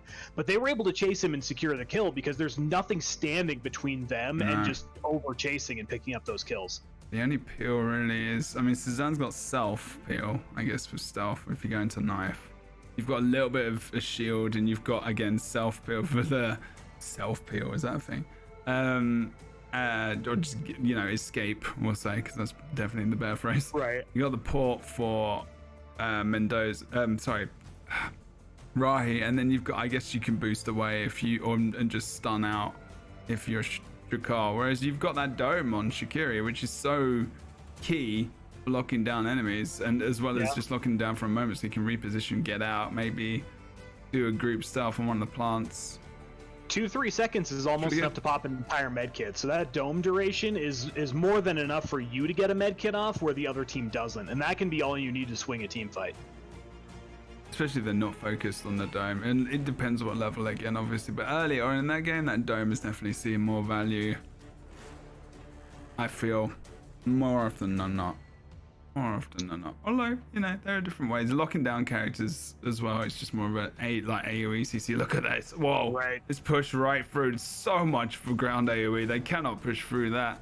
Right, he's just sitting there. Just like that dome gets popped by Bajans, immediately backs out, gets the medkit off, whereas Drakal has to full disengage because he's going to bleed to death. So that dome is huge in the peel that they need to win these fights. I really like the Drakals I'm seeing today on EU as well, because they're not just focusing that damage in one area, they're stunning the backline and then they're jumping back. And this Drakal on, who is Pen Air, is it Pen Air or something? He is actually really doing a fantastic job at different times. It's about this follow-up damage we need to see from them, and I don't think it's coming out. Unfortunately, I'm going to see that. I'm going to see them just completely killed out again. That's double kill there. They've not got the sustain to last through this. Yeah, and unfortunately for them, Shakiri got in on the backside, and once Shakiri's got that bleed, if you let it get the flank onto your DPS, you are in a real tight spot. The good news, I suppose, is that they took this team fight on the other side of the map from the Hive. It's quite possible the team name will spawn on Hive and be completely ready to contest this. You see, hopefully, I mean, I don't see this game going in. Oh god, that's sad. I'm saying all 4 players down in the moment. They're gonna have they don't have much harvester control probably. They gotta get back out into that map. The Hive is pretty much up. They'll get this second one easy peasy. I think if I were team name at this point, even if you could spawn on the Hive and contest it, I would actually spawn in the bottom corner of the map, regain that harvester control, and try and hit level 5. You managed to get that first heart, which puts you in a great position because they aren't going to win the game off of this one, right? No. So use that to get yourself back in it. Is there any chance to come back, really? If we got right. more, we got just herd coming up, really. Okay. No, they're going to push it. Look, Yep, that being said, they're going to contest the Hive level 4 to level 6. So this is an yeah, I agree. They're already going to lose a player. Look, they've already got someone up there. He's like got low HP as well. This isn't going to be a good idea. They shouldn't be doing this. Yeah, that was what I felt in my heart too. Looks like we might actually see Cezanne successfully disengage. We'll see Rahi gets a good teleport in. He's going to trap the other Rahi in, so that'll be an easy pick on that side. They're just throwing the game now. Yep. I mean, obviously that's not the intention, but this is not a... Oh, actually, they almost get a kill on Jakar. They do? They do. Unfortunately, Cezanne in a corner with nowhere else to go gets Falcon punched by the Rahi and will be taken out very quickly. Alamancy should fall in this fight as well. This is going to be a full team wipe right here. What happened to the Mendoza there? That was very interesting. He got knocked. Did he get punched by a Rahi? I think he did. Maybe. That was an uppercut. Right. He definitely flew away there for a hot second. What the hell? I just see a Mendoza just falling from the sky. I think that's what that was. I'm pretty sure. That was crazy. Then wipes there as well. Yeah, really not. I mean, I think we can probably all agree that that was probably not the greatest course of action, and that decision has probably put them out of contention for even coming back into this game. The last chance they really had was just letting them have that Hive and just farming XP and trying to get to 5 and then trying to win that next fight. And then waiting for maybe, you know, the regen amps as well in the meantime, because that would have helped. But they've still got a chance. They're gonna get level 5. But the thing is, like, they don't just, it's not just about them denying themselves farm and denying themselves level 5. They give them, the enemy team, an extra level, which puts them even more ahead. Yeah, at this point in time, the damage that you're looking at here is 44% to 32%, and that swing wouldn't have happened. They'd still be level 6 right now if they hadn't contested that Hive, and I think level 5 to level 6 is the perfect window to fight in. There's not enough of an advantage that it guarantees the fight in one favor, but now with that 2-level deficit, it's going to be extremely hard to get the Hive again. Oh, and we saw them win versus them a level down as well, so they know that, you know, they actually know that that's not an issue as well. So it's like, yeah, I mean, even 2, I would say even 5 to 7 is definitely not unwinnable at all. Like maybe even pushing it to 8, depending. I guess it depends. To be fair, if you got 8 to 5, you've probably won a lot of fights and whatnot as well. Right. So there's a lot more that goes into it than that. But things have been quite close. It's a bit of power, a bit of HP. It's not the end of the world though. If everything else is even, at least you've got upgrades the same, and those upgrades, some depending on characters as well, sometimes can be the be all and end all of everything, especially if you hit them or not, depending on if that's what your upgrade is, of course. This is interesting. Now, Enter Team Name does have positional advantage over the Hive, but it looks like they're having to back up to avoid those scans because they know that they can get forced out. It's really interesting to see this fight take place. Normally, you'd see everyone contesting that high ground, but there's no AJ. There's nothing to, like, force people up there, so everyone's contesting the low ground instead. And the thing is, as well, is that they know the range, because if they can see them, then they're scanning, then they can see them as well. Like, you know, it's reverse. So they know that they can see each other right now while someone's scanning. So they're trying to outscan by moving out of range of the person who's scanning and then trying to scan on the other side of the flank. So it's like, yeah, what do I do here? Now, that was actually pretty huge to start the team fight off. Bajans tries to initiate with a right click and misses it, gets knocked extremely low, and the med kit will be stopped as well by Summer. Unfortunately, Rahi will already be falling. Right click is right back up again. The team fight's going to fall apart. If they were able to follow up on that Shakiri, I think they might have turned it, but it's looking pretty one-sided. Yeah, it is indeed. Loving this Rahi action, though. Need some gold skin, Rahi. What I need. Yeah, we got very little of the gold skin Rahi out here. It's only Heke, I think, who's been playing in the tournaments and playing the community events and stuff. Unlucky. Unlucky. Arrow talking about picking up Rahi. I'm ready to see it.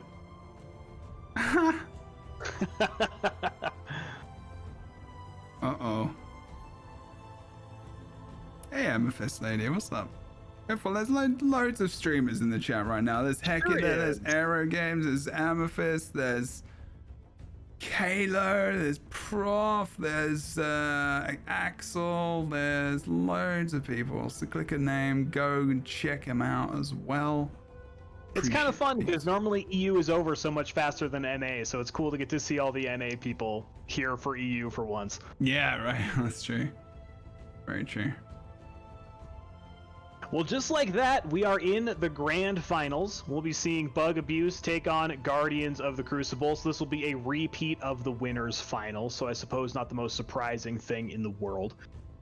My question is, we saw a very decisive 2-0 victory for Bug Abuse here. What do you think Guardians needs to switch up? Or do you think there's anything Guardians can do to give themselves a bit more of an advantage in the grand final? I think... It was them that where they got that kill on Zero. I think they can do something about, because I think that their name Cynic, right? Yeah. I think he's important not just for like in the role he's playing, but if he's not there and present, knowing what's going on in terms of calls and talking as well. I'm wondering how important he is in terms of that communication as well, because if it's not, sometimes it's about even just taking out the guy who is able to offer up so much for the team in terms of, you know, guiding them through the game and being the morale boosters, the big guy. Like whenever in Guild Wars 2, sometimes there was a big instance of the fact that if someone died, like a specific person died, then it would be them. Like everything else would fall apart. Like communication would just dip. Everything would just go away.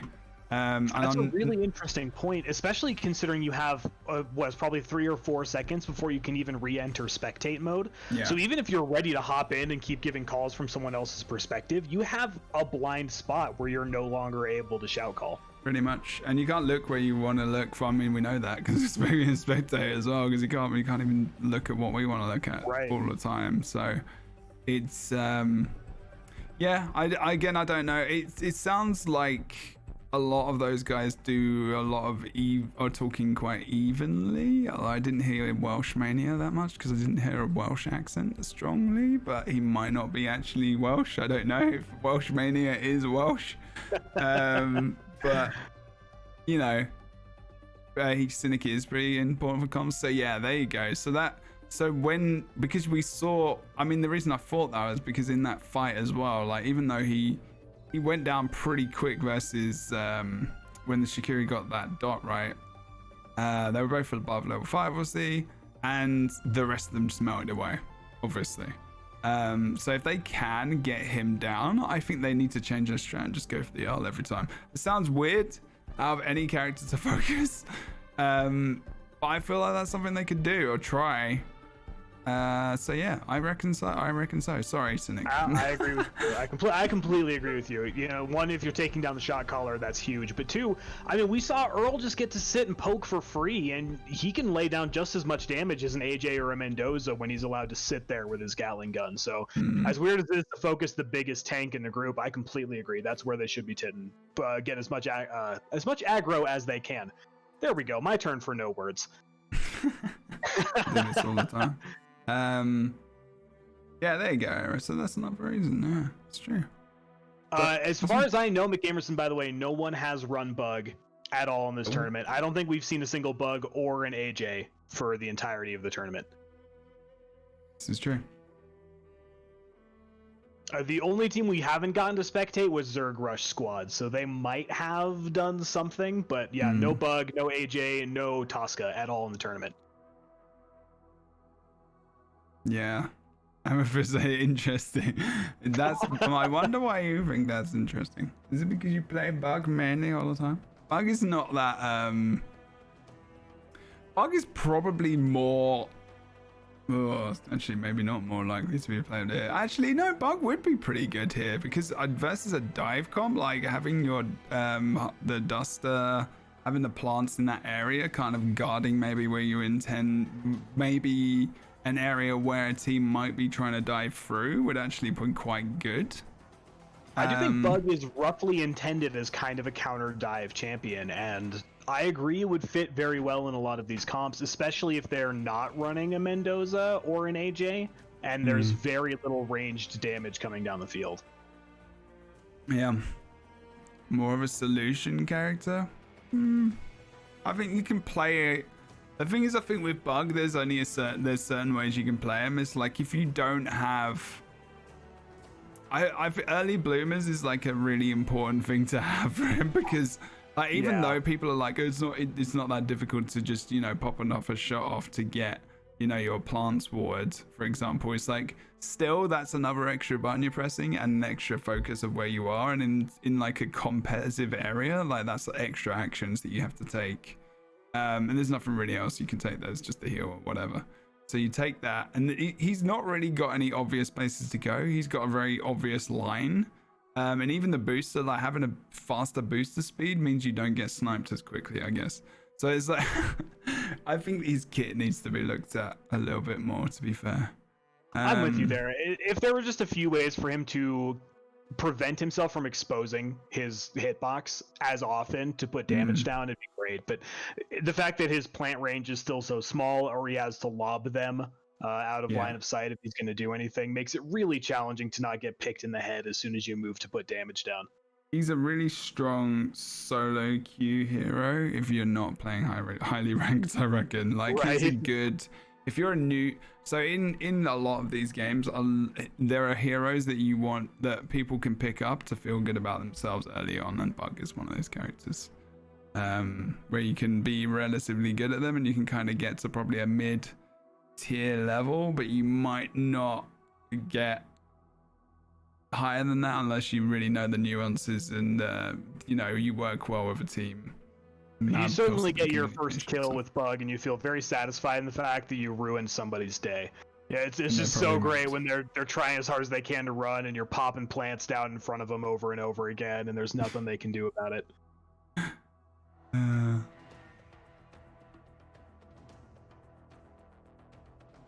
Yeah. Amethyst. We're not trying to insult your Bug gameplay. By okay, any I means, play Bug. Like, Bug is my highest level character as well. Don't worry. Like, we know it's painful. I try to, in higher level comps, it's like, oh, Hill will be probably my go-to actually, because I'm just better at him than I am with anyone else. But again, you know, maybe Jakar, but I'm still not. I'm just a bit slow.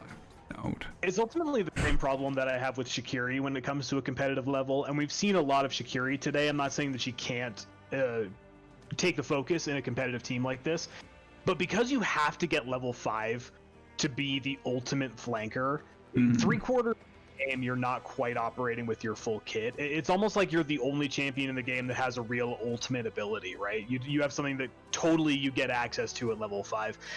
And I would love to see them rework Shakiri's kit a little bit, so maybe her right click does a little bit of bleed, and then goes up to 1500 when you hit level 5, so that you have that utility you can use earlier in the game. Indeed, that does make sense. It's like, yeah, I don't know. But what did you think about this? You asked me a question about this. Like, what do you think? That is it kind of just agree with Maal as the kind of character they need to kind of hit up, or is it? What do you think? Well, interestingly, I wanted to wait until we got into lobby because I didn't want to give any spoilers about the team comp. But it looks like Guardians, speaking of, will be running Shakiri. And I think the best thing that they could do in this point in time is to play the game slowly. I think if they can get good Harvester control, if they can focus really heavily on EXP and getting that level 5 advantage, I think that's the best chance they have of winning this game. I'm excited because both the streams seem to be kind of the same delay. That's what I'm excited about. Right? Yeah, we actually get to see something back and forth and have that work out. Exactly. Oh, I was just like, I was just distracted by chat because Amber says, make it so Bug can grow a plant minion of another hunter that lasts for 10 seconds. That would be interesting. Jesus, that sounds insane. That sounds insane. Like, can you imagine like another summer running around that just looks like a plant? That sounds like a cool ability, but also sounds awful to deal with for 10 seconds. I think in general, having a plant that moved for any period of time would also be really difficult to deal with. Yeah, be like little walk around plants, I guess. Right. Mini Immensa from Guild Wars too. Oh, good lord. See, that could be interesting if they turn Bug into more of a summoner style champion, where it wasn't just one type of plant. You could have like a bomb plant that rushes someone and blows up, the AoE zone plant she has now, and something else. I think that could be kind of a fun rework of Bug's kit. It's true. The transformation, well, yeah, plants like growing out of Bug at level 5 upgrade. I would like to see more visible stuff happening when they get upgrades, that's for sure. Like when you get an upgrade. I think that does happen, doesn't it? It's like some things change, like the gun changes on Earl, and I think, oh, this is early. This is early. This is very early. I have to see Cynic just jumping out there. Don't know if you're going to see the Drakkar following him though. See, that's one of the benefits. We saw a team fight happen right there during the last game against Summer, and when you've got the Earl, all you got to do is hit that shift. He immediately disengaged at the right time, doesn't have to worry about getting collapsed on. Makes the fight a lot more even. They're actually going to corner this Drakkar as well. They are, and it looks like they actually got level 2 a little early, so they do have a slight advantage in this early fight. There we go. All right. Yeah. Okay, cool. So this is the final grand finals, people. Grand finals indeed. The difference between $300, I think, right? Something like that. Have we got enough teams? Yes, we do have 5. So as a quick reminder for anyone who hasn't watched this format before, because of the way the winners and losers brackets are set up, Bug Abuse does get a free win heading into this. So you haven't missed a game yet. Bug Abuse just gets a win for getting all the way through on the winners bracket side of things. That is an important thing to remember. Thank you very much, Sab. Appreciate that. It's an important thing. So we don't know. So they've got to come back in a game, and that's, you know, the benefit for winning that, of course. As Wolf said before as well, though, they haven't played for a good hour-ish, maybe a little bit over. So they are a little bit less warmed up, but sometimes, you know, that can work in the other way as well. Sometimes teams get a little bit tired from the amount of games they're playing. Obviously, Welsh Mania, unfortunately, has been taken out as well, just respawning into the map. That's not too bad. Level disparity is level 2 3/4-ish for Bug Abuse, and at the moment, just slightly behind. These streams are pretty well synced up as well. Guardians with that 2.5 levels at the moment. So level 3. Actually, a level 3 advantage could be around this time, the spawn of the actual hive as well, so just got to watch out for that. One thing that really impresses me about Bug Abuse is how exceptionally efficiently they farm. They lost a kill. So far, it's 1-0 in eliminations, and they're going to hit 3 significantly early. And it's crazy how good they are at pushing that EXP advantage. Yeah, I'm looking forward to seeing his first fight, actually. And, the lols coming out and see. So we do have damage amplifiers spawning at almost the exact same time as the hive. The north one is close to the hive, so if they do go for a trade, it'll probably be a 2 objective to 1 trade here. I'm interested to see if they will contest both of the amplifiers. Yeah, I don't know. Maybe. That being said, Joy got knocked very low, like really exceptionally low. It looks like they will finally pick it up, so that's a kill at a really good point in time.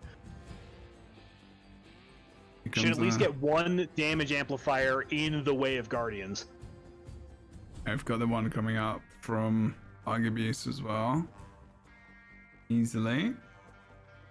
You said they did get the kill there? I didn't see it coming up on their feed. They did, yeah. Joy got knocked down somewhere in the middle of the map, but they actually haven't picked up the other damage amplifier yet. Uh-huh. And they're right near the hive already, and they've already got the damage amp, so they can go for that. The hive's done, they're taking it. They're not going to go for it. They're actually not going for it at all. Are they not going to get that? Pick it up. I do think that was ultimately, I think that was the right play to not contest it, but I'm actually surprised that they even sat around and tried to do anything.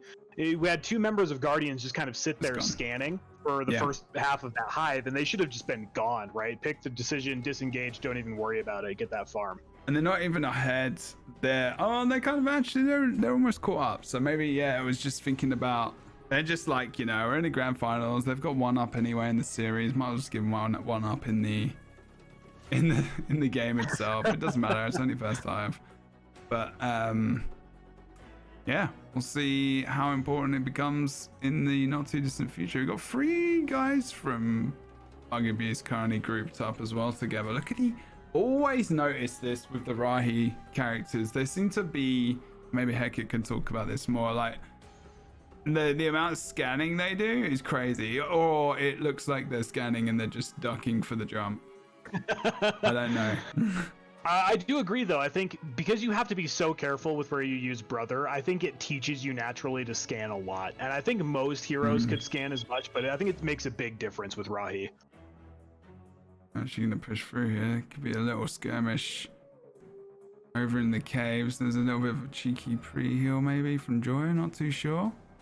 Oh, look at that Shikiri takedown as well. Look at that range damage. No, I'm still surprised that even though not even the Rahi's coming in from behind, we do see another kill onto as well, the Drakal. No one is going for this. Look at the Cynic can just stand still. It doesn't even need to move. Like, and now they get the herd as well. They're fighting over the herd as well as the Mendoza kill. Oh, I'm really surprised that they just, yeah, that was questionable movement. They know what to do surely in this situation. I mean, this Earl is just free firing from range.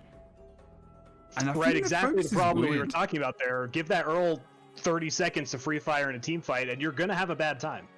Yeah. This is unfortunate. That's a lot of XP they gave away. They gave away almost the whole level. Well, pretty much the bulk of a level there.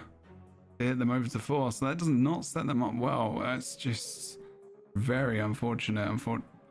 Very unfortunate, unfortunately. Try to use different words and sentences. Oh god, here comes... Bloody hell. What's he scanning for? Oh, he's scanning for other people as well. And now they're literally about to feed the Shikiri. I mean, no. All honesty, Daikoka just respawn faster. I'm not sure why the Shikiri's coming back over here. I mean, they know that they might be moving out, but that's not that quick. Yeah, they're making some really big mistakes here in this first game, which they cannot do. They're already 1 up in the series, and The Guardians did a great job in the early game, really sticking away from those engages, getting isolated picks, and farming, and ultimately it's not helping them. And I'm going to step away for a hot sec 'cause my fire alarm keeps going off. I was going to say, you need to change the battery in your fire alarm. Hopefully the fire is not actually happening. And it's just one of those things, you know, when your fire alarm just needs changing, you turn it off, change the battery, you know, just be careful, okay?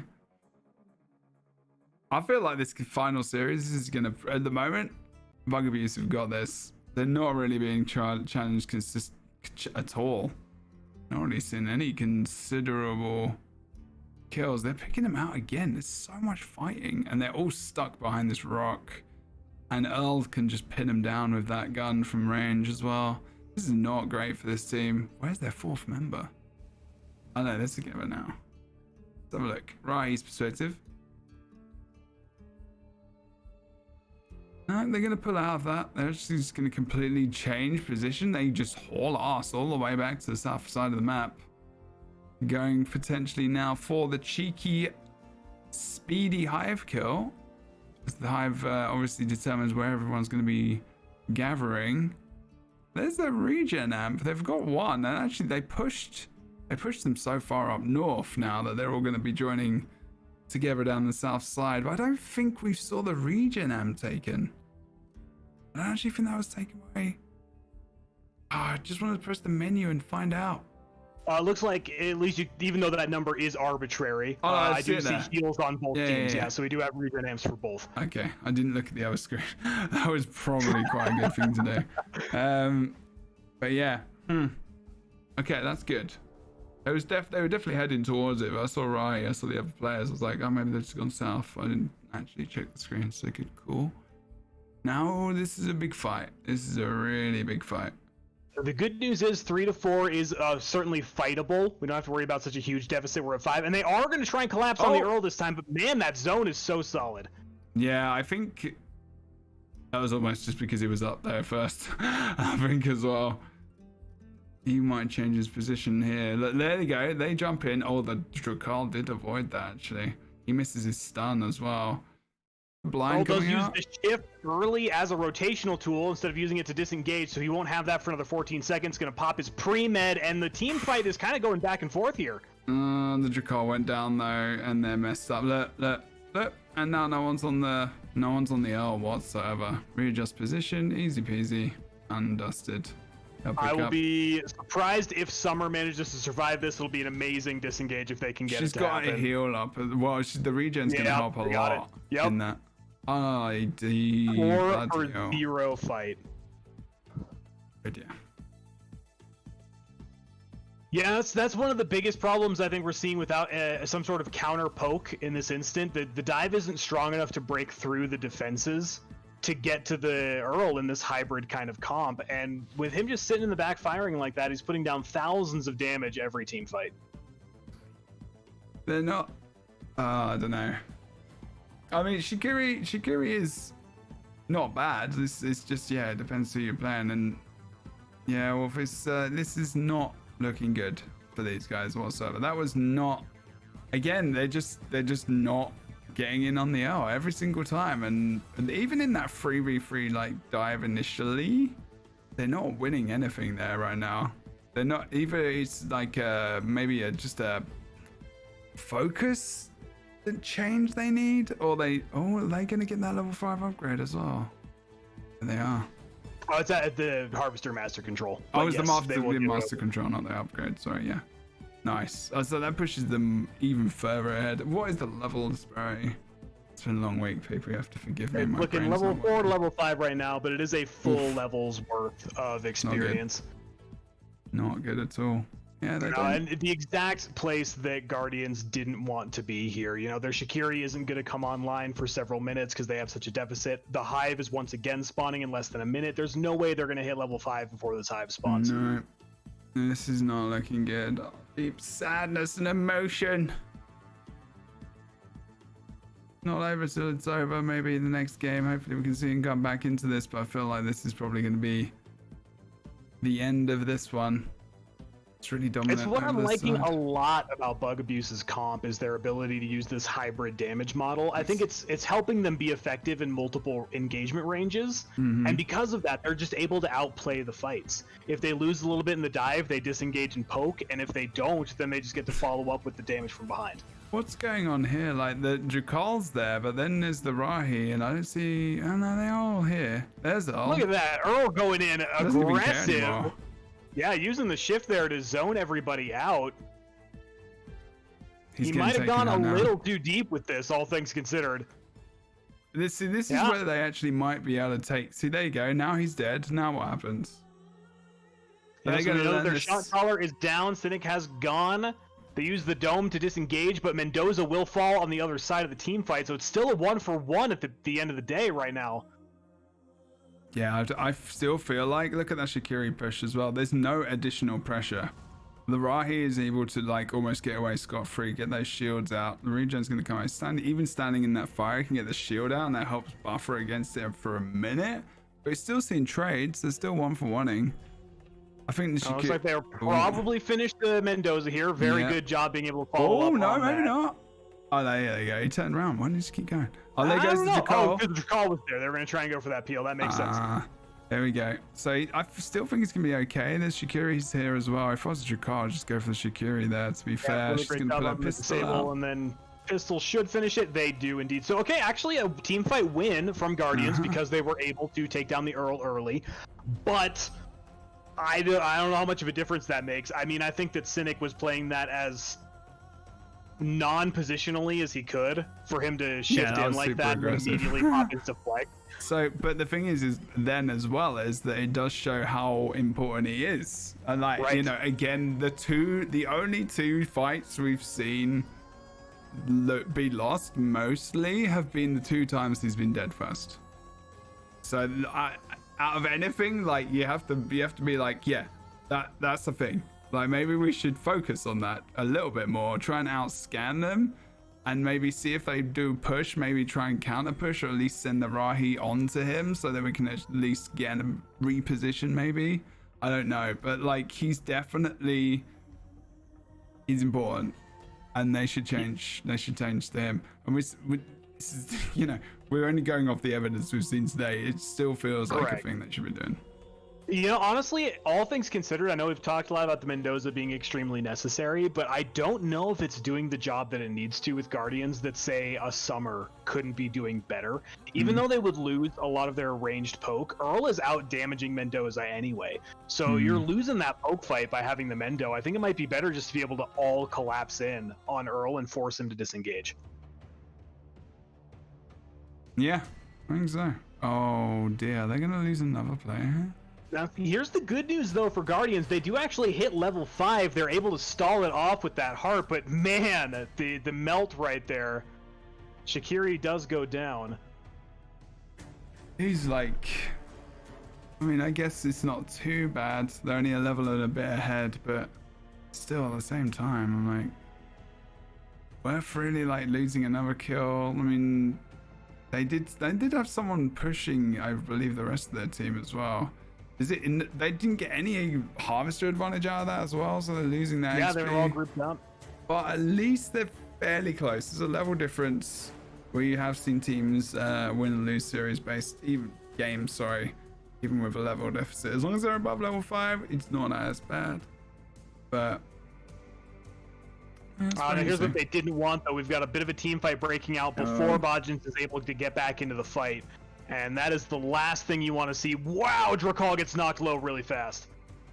Yeah, this is not good at all. Rahi's going to die out as well. He's gone. POVs change. O2L, no one is an L. Can just rail away. But to be fair, he can't do much at the moment. They're using that line of sight. If they fight around the corner of that, and he's out of that, but there's no way. Shaqiri does get the flank on Mendoza, but again, Earl is right there with that disengage. He's bopping people back perfectly. Peels for his team, allows them to heal and keep the fight going. Summer getting knocked low as well, but Drakal just eating that turret damage. He will pick it up, disengage around the line of sight. Good work from him. Oh, that was crazy. And look, you've got thingies just come back in as well. Oh, there's the Mendoza. Not Mendoza. It was someone. They lost that in the end. And again, but to a degree, the Earl was taken out there. The reason he was taken out was the rock. He couldn't do all his spray damage that he wanted. And actually, I think the Drakal got a little bit of a heal off his claw. Tiny one. But like, he was hitting in most of his shots, Earl. But he couldn't also he was trying to defend another player while he was actually, while he was ranging. So momentum of that fight changed completely because of the reposition of Guardians. And that was really good, as well as the Shaqiri focus. Though, coming back into the fight, Drakal goes for the heart capture and dies to Mendoza poke, which is just heartbreaking. Earl does drop as well, though. Cynic will go down, and the team fight's still going on. But blimey, but did Shaqiri go down as well there, I believe? Yeah. So that wasn't great, unfortunately, but like, that is a bad channel. Like, a channel is a Mendoza running around. I mean, bloody hell, they get another kill. That's the game. Yeah, that is just unfortunately the game.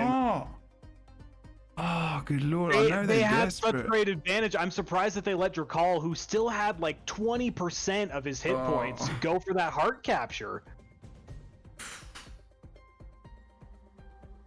Blimey. That is extremely unfortunate. I thought they might have a chance to get a second heart in here. Yeah, they made a bit of a mistake. They were doing so well.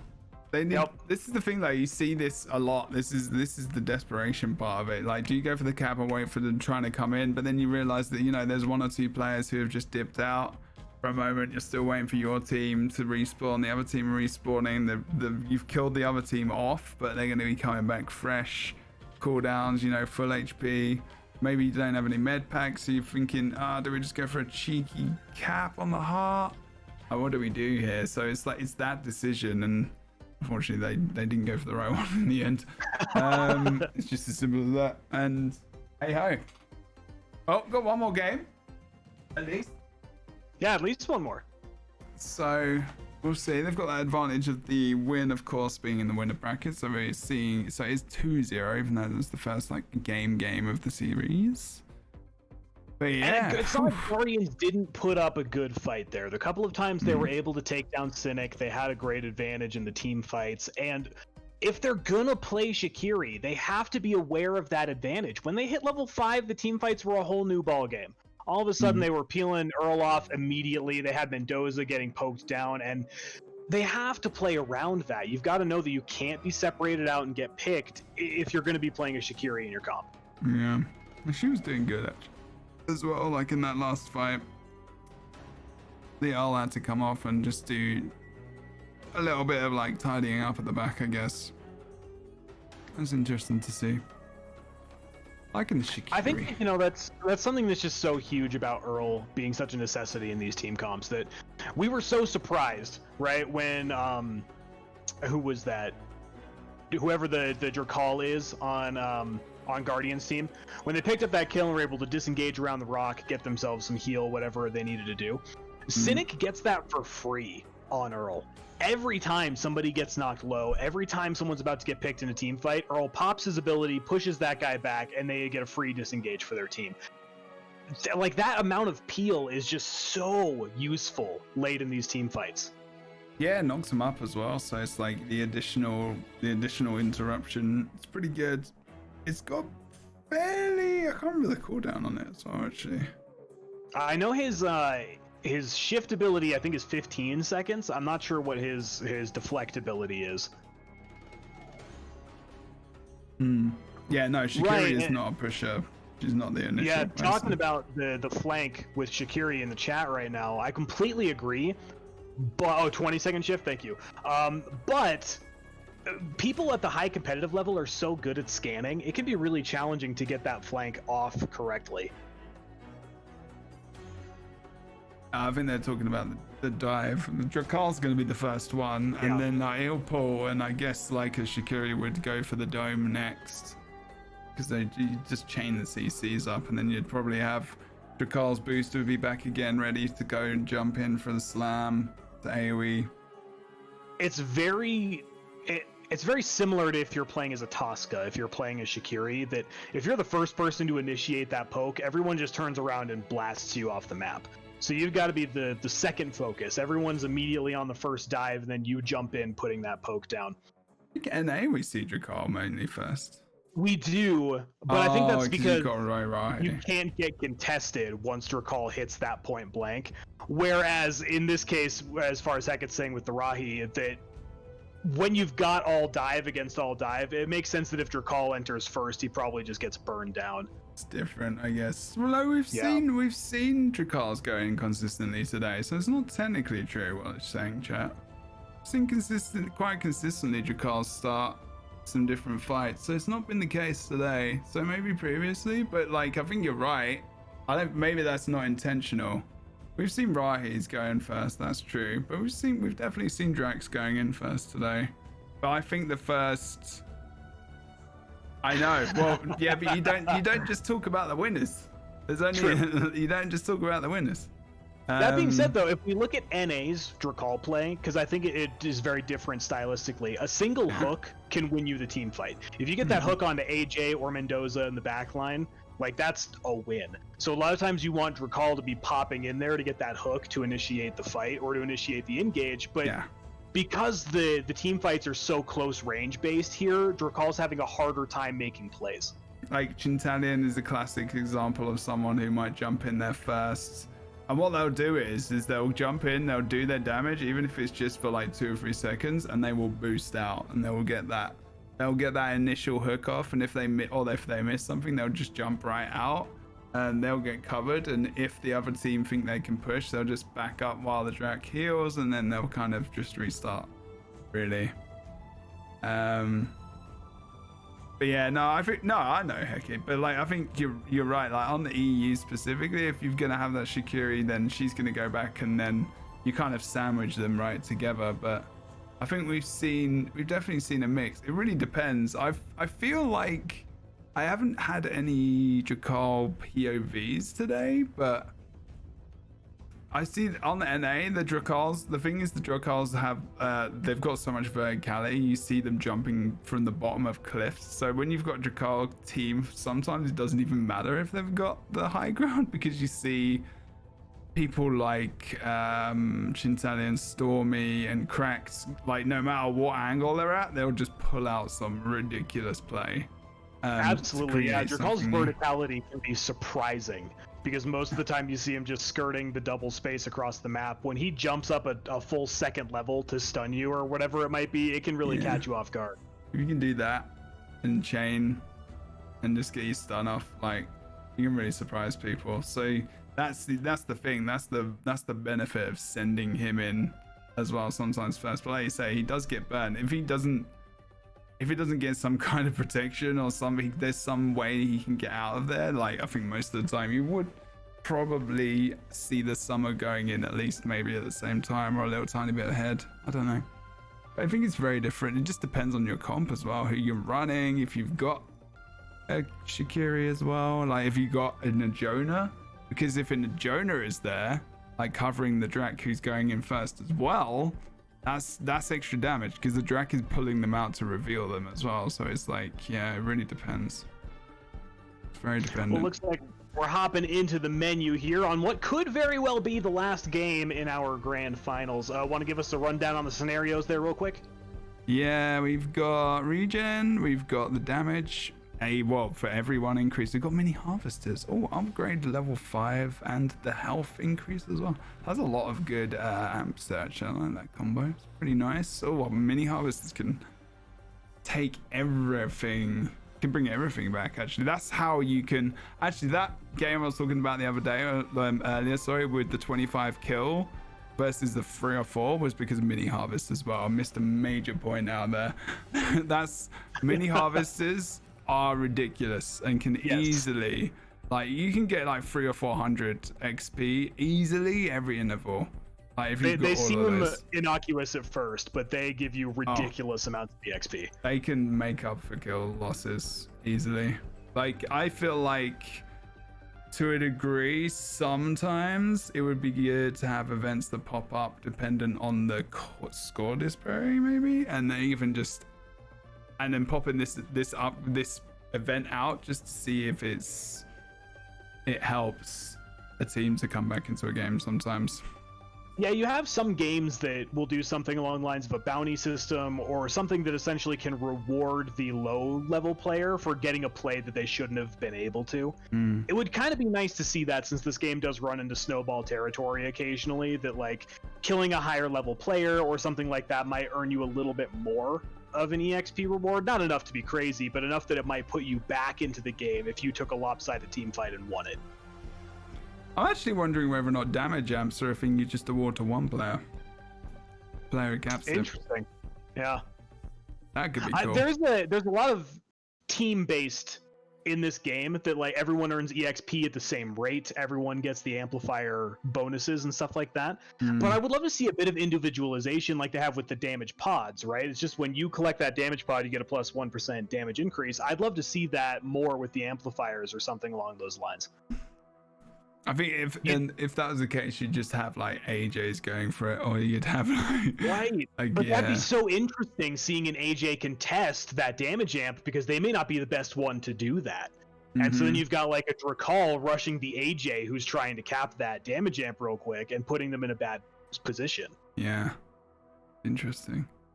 Also, it would mean the rest of the team wouldn't be like super damage oriented. It would just be that one person. So it'd even be more important to be like, yeah, we got to lock down this guy. Here we go. Look, the L's taking some damage now as well.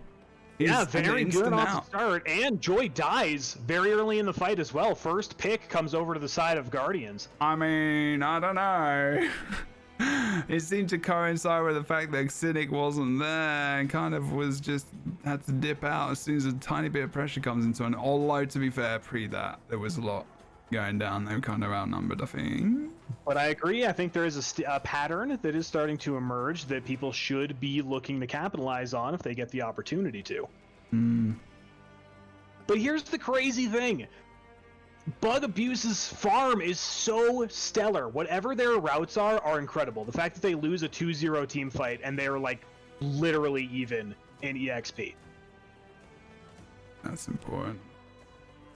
At least let's have a look at outside of things so I can find out where everyone is on the map. Actually, they've and Rahi and the Earl are very close. I think they go in different areas. Oh no, he's actually not that far behind him. I wonder if he knows where he is now. He's boosted. He's gone. He's changed his position. He's gonna go farm on the spaceport. Look at that Earl. It's like space, you know, he likes rockets. That's what it's about. Alright, you're going to be in that farm as well. So it's going to be fairly slow going for a moment. Although, to be fair, EU games have been they've been over very quickly. They have I been, think. yeah. Those very team fight focused, and so they snowball very quickly. It's been pretty intense action today. So one thing that I am noticing, even though it's put Bug a little bit more risky by having their teammates separated, if you notice that all 4 of them seem to be very disengaged from each other on the map, and they're just now starting to group up as the hive spawns. Whereas on the other side, Guardians seems to play within 2-3 seconds of rotating to each other all the time. And I think that's part of why they aren't farming anywhere near as efficiently. Also, I think they have got a fair few amount of mini harvesters right now. I'm pretty sure, because I just saw like 300 or 400 XP. Well, I'm not sure mini What's that harvesters from- are quite on the board yet. Are they, they're not actually on that at all, I think are they're they? No, third. what am I talking Yeah, about? they're third spot. Yeah. So what they must have, they've had a ton of harvester control. Yep. All they were actually getting, no, they were. It was from the farm, maybe just from the farm. Sorry, that's my bad.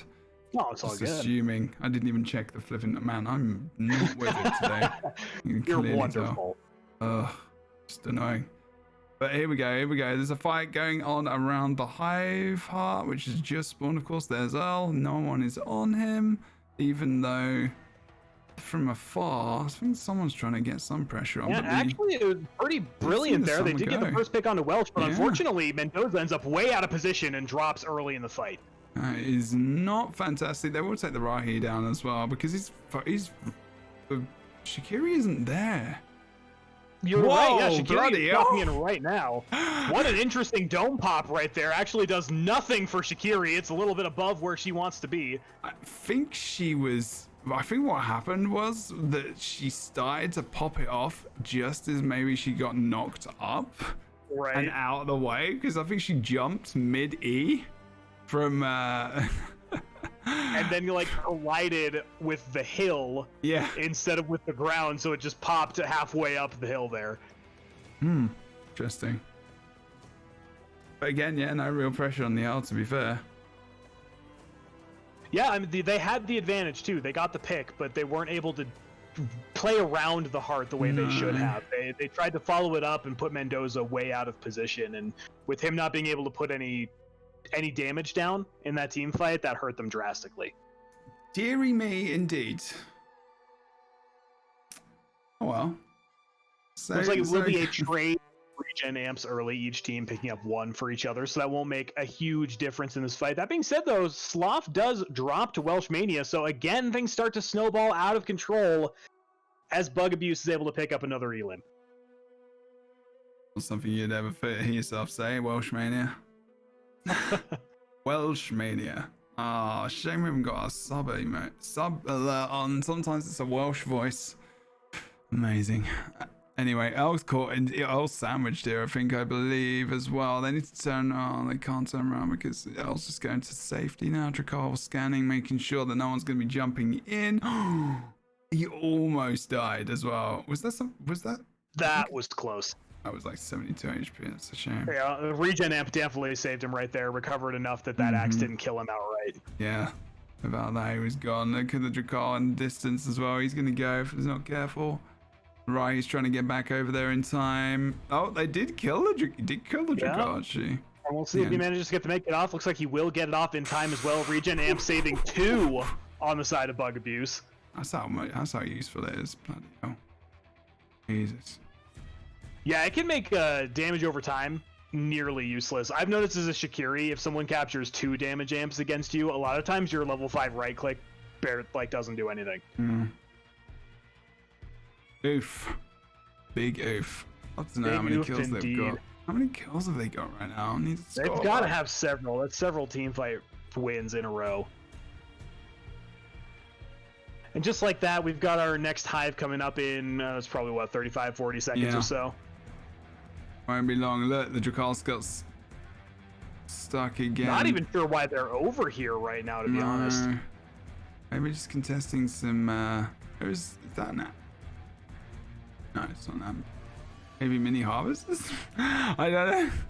Yeah, those still Are they haven't trying to spawned yet re-engage either. or So what? yeah, they're just chilling over here Just trying to get some survive it. There's no- stompers, yeah. I guess, There's right next to where literally- they lost the last team fight. No reason at all. I just think they've respawned, they've come back to fight again. There goes the Shikiri. I feel like every single time I see the Shikiri, they're running away. They got the shield up. That just means you reload. Yeah, but Mendoza will outrun the Shikiri, so nothing they can really do here to stop this. They'll have to run into the rest of the team, but if they do that, they're putting the Mendoza right now at risk, who is now going to be collapsed on by the Earl. Yeah, he's gonna get some nice range damage there as well. Yeah, that was nice back and forth, fancy feet right there. Fancy feet, but he's not moving much in terms of like Earl's reticle, so he's not actually missing. I don't think that much. I don't think he misses that much because he's just going left, right in such a small area. His hitbox is still getting hit. If he just hits the middle of it, so might need to do a little bit more of a wider an swing. extra, yeah, a little bit wider of a swing. But here we go, hive time, getting that second one potentially. It doesn't feel like the momentum is on the side of Guardians at all to really have a win of a game right now, let alone a series or even a heart. In all honesty, they do seem to be mostly running away at this point in time. If I'm in all honesty, I don't want to sound like I'm being an arsehole or anything to the team, but more often than not, we're just seeing them run away from most cases. I mean, it's the only thing they can do. If they're getting killed in these fights, there's no way they're coming back into this game. They have to run away. But getting caught in so many situations, the communication on this team has got to be pretty good right now. We can listen to it probably on the final heart just to see. We should have brought the comms in a little bit more because we don't know these guys as well. But yeah. One thing I have to say is that they did finally make the right play. They disengaged and surrendered that heart and then spent a lot of time getting farm. And it worked out well for them. They managed to get themselves to level 4, level 5, so they've reduced it to a single level disadvantage. I want to see them doing that more. That's the optimal play when you're playing on the back foot, and I just see them taking fights that they don't need to over and over again. Yeah, they're not really learning from their successes right now. That's one thing. I definitely saw some better work from them in the last series, but that could again be because they're against a team which they're able to outplay. Maybe they're not able to do that this time. Maybe they're not able to outflank them in terms of their scanning, in terms of just the positioning of this bug abuse team. But I've seen weaknesses that have not been pushed really. Something that I don't see a lot of teams try to shore up is they may have fantastic skills when it comes to winning a team fight and pushing themselves when they're ahead. I want to see more teams develop their skills from playing from behind, because that's where a lot of times you end up in these grand final scenarios, and being able to keep the EXP deficit completely even and force those fights when you know you're going to have an advantage instead of getting picked over and over again. Those are the skills I don't necessarily see people developing as much. This is very, very true. Let's see if they're gonna pop out here. Could do. What's the play here? Like, they're stuck literally I between a think they rock and a hard disengage as place. fast as they can through this choke point. I think they surrender this position here. He just needs to disengage. Now they're going to go pop back the to pre-med here. For those of you who don't know, you can pop med kits. They continue to heal even if you're at maximum health, so you can pop them early, which is a nice way to start a team fight. That being said, though, I think they're already starting to collapse. Their positioning is not in a great position. Brother wasn't sent out, and there goes Ra. He drops extremely early in that team fight. There was no plan here from them. Nope, none whatsoever. There's like no plan to do anything. They just literally sat there until they were pushed. No one came in from the flank. No one came in to do anything, and I don't know. Maybe maybe someone's running around. I don't think we see all players here. Maybe someone is trying to grab harvesters, but Maybe, yeah. We see Banjin's kind of off on the side there, but again, is going to go down because they weren't able to fully disengage from the fight. So we're going to see a full ace. Wow, that was actually a beautiful right click from Earl. Long range. Wow. Well then. And yeah, just like that, I mean, we've got about 30 seconds left on this hive, and I think that's probably all she wrote. It's so strange to see that they really didn't have a game plan going into that fight. It was just, well, when they engage, we'll do something and try to take the fight instead of getting better positioning on the enemy. It's kind of almost like who dives first dives best. Right. And it's just like, sometimes I feel like I'm just like, it's kind of interesting because I'm just like, if there was an AJ, they wouldn't be able to do that as much. Like they wouldn't, because they would have to take one person away from the composition to dive in the first place. The AJ would be in more often than not so far away that it would take significant time to get in a position to take them out. That's the serious one. Right. I want to see a lot more of this kind of hybridizing of the team comp in EU to really adapt to this dive. Anything that could have outpoked them away from that choke would have stopped the dive from happening, but they didn't have anything. They had to sit there and wait for them to come. Yeah, they were literally seeing ducks. Yeah, it was pretty insane. Pretty insane. Thanks for the Well, raid, all dude. things considered, that's a GG right there, and Bug Abuse will take yet another win. So far, I believe the only team to take them down was Hecat's one-time competition. They've been extremely dominant in the EU so far. Yeah. Blimey. Oof. Hey everyone, that just came in. Welcome. Whew. Oh dear. So that is indeed the tournament over. We managed to go over to EU. That's not a bad thing. That's not a bad thing. I don't think so either. Oh, and overall, it was a nice cup. We got to see several 1-2 games, a lot of very even team fights, and even if the grand final was a little on the sweepy side, we got to see a lot of really great action today. All good, Jay and everyone else. Yeah, we did. We got to see some good stuff. It was nice to see a difference in gameplay as well, that's for sure, but some awesome EU talent as well. I don't really get to see on a Sunday because I'm casting an NA and time doesn't give me, I don't get enough time to go and check you guys out, so you know, that's good. Maybe we'll pop over every so often and try and do a little bit more. No worries, thank you for the action. GG's on your win as well. Cynic. Yes, very much. Everyone else in chat as well who's a streamer and everything else. Appreciate what you've done today. Thank you for coming out and watching the finals and whatnot. What I might do is I might actually end the stream for today and then I'll come back this evening maybe a little bit earlier and we'll start off something as well. But yeah, next week let's hope what have we got next week coming up? I think they said this patch is next week maybe. I don't even know. That'd be great if it was in time for the tournament by next week. That'd be really fantastic. I don't know if there's any like significant changes that are gonna change everything though. The thing, like, how much is mini map and what else is it? Some balance. I'm curious to see if minimap does get some changes. I haven't seen too much as far as if minimap will reveal enemy players that have been tagged or anything like that might give you a better idea of positioning, but it'll still be a really nice quality of life change to have. Respawns are changing? Looks like, yeah, Fekit was saying respawns might be there. That'd be great. I'd be pretty happy with that. Can't remember what they're gonna say. Maybe they might slip in some stuff that we don't know of. Let's see. Looks like Reader gave us our developer update here, which is just the update on AFK players.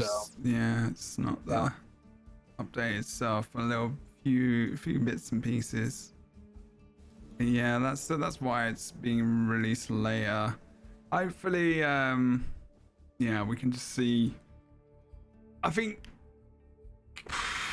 I appreciate the regular communication might be working against them a tiny bit. there's a little bit of like the patch is coming next week, but also at the same time the next week's happened a couple of times recently where They've had to say that it's not coming back coming into the week after. So I think there's lessons being learned, that's for sure. Accuracy in your communication is very useful. People would rather wait for the patch that they get to have the first time than hear they're going to have a patch and then be disappointed when it doesn't happen. Yeah, I think there's definitely a desperation to get stuff out quickly to us, which I'm happy about. But we can wait. We can wait. I don't know if anyone's listening dev-wise or anything. We can wait. We're good. We're chilling. Okay, we're good. If you've enjoyed the tournament, by the way, make sure you check out the channel, chuck us a follow, subscribe if you want to, if you feel like supporting all the things we do here as well.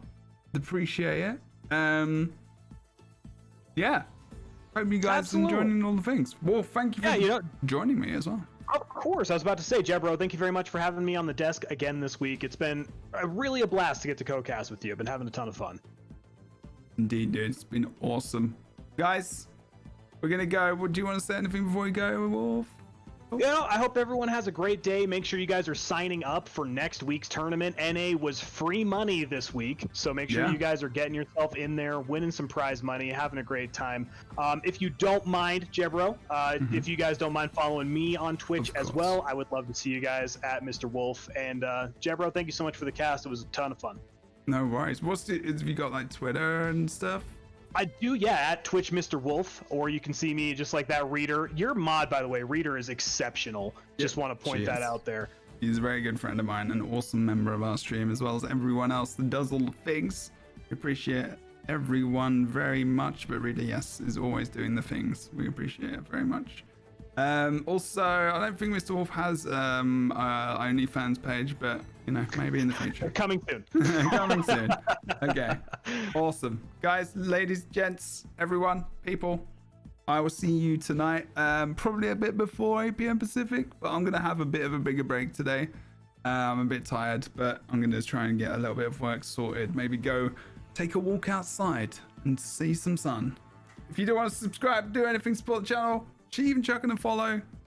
Appreciate it. Otherwise, guys, we'll see you next week for the NA, maybe Crucible Rivals Cup number 8. I'll see you soon. Thanks for watching. Take care. Bye-bye for now. GG again to the team of Bug Abuse.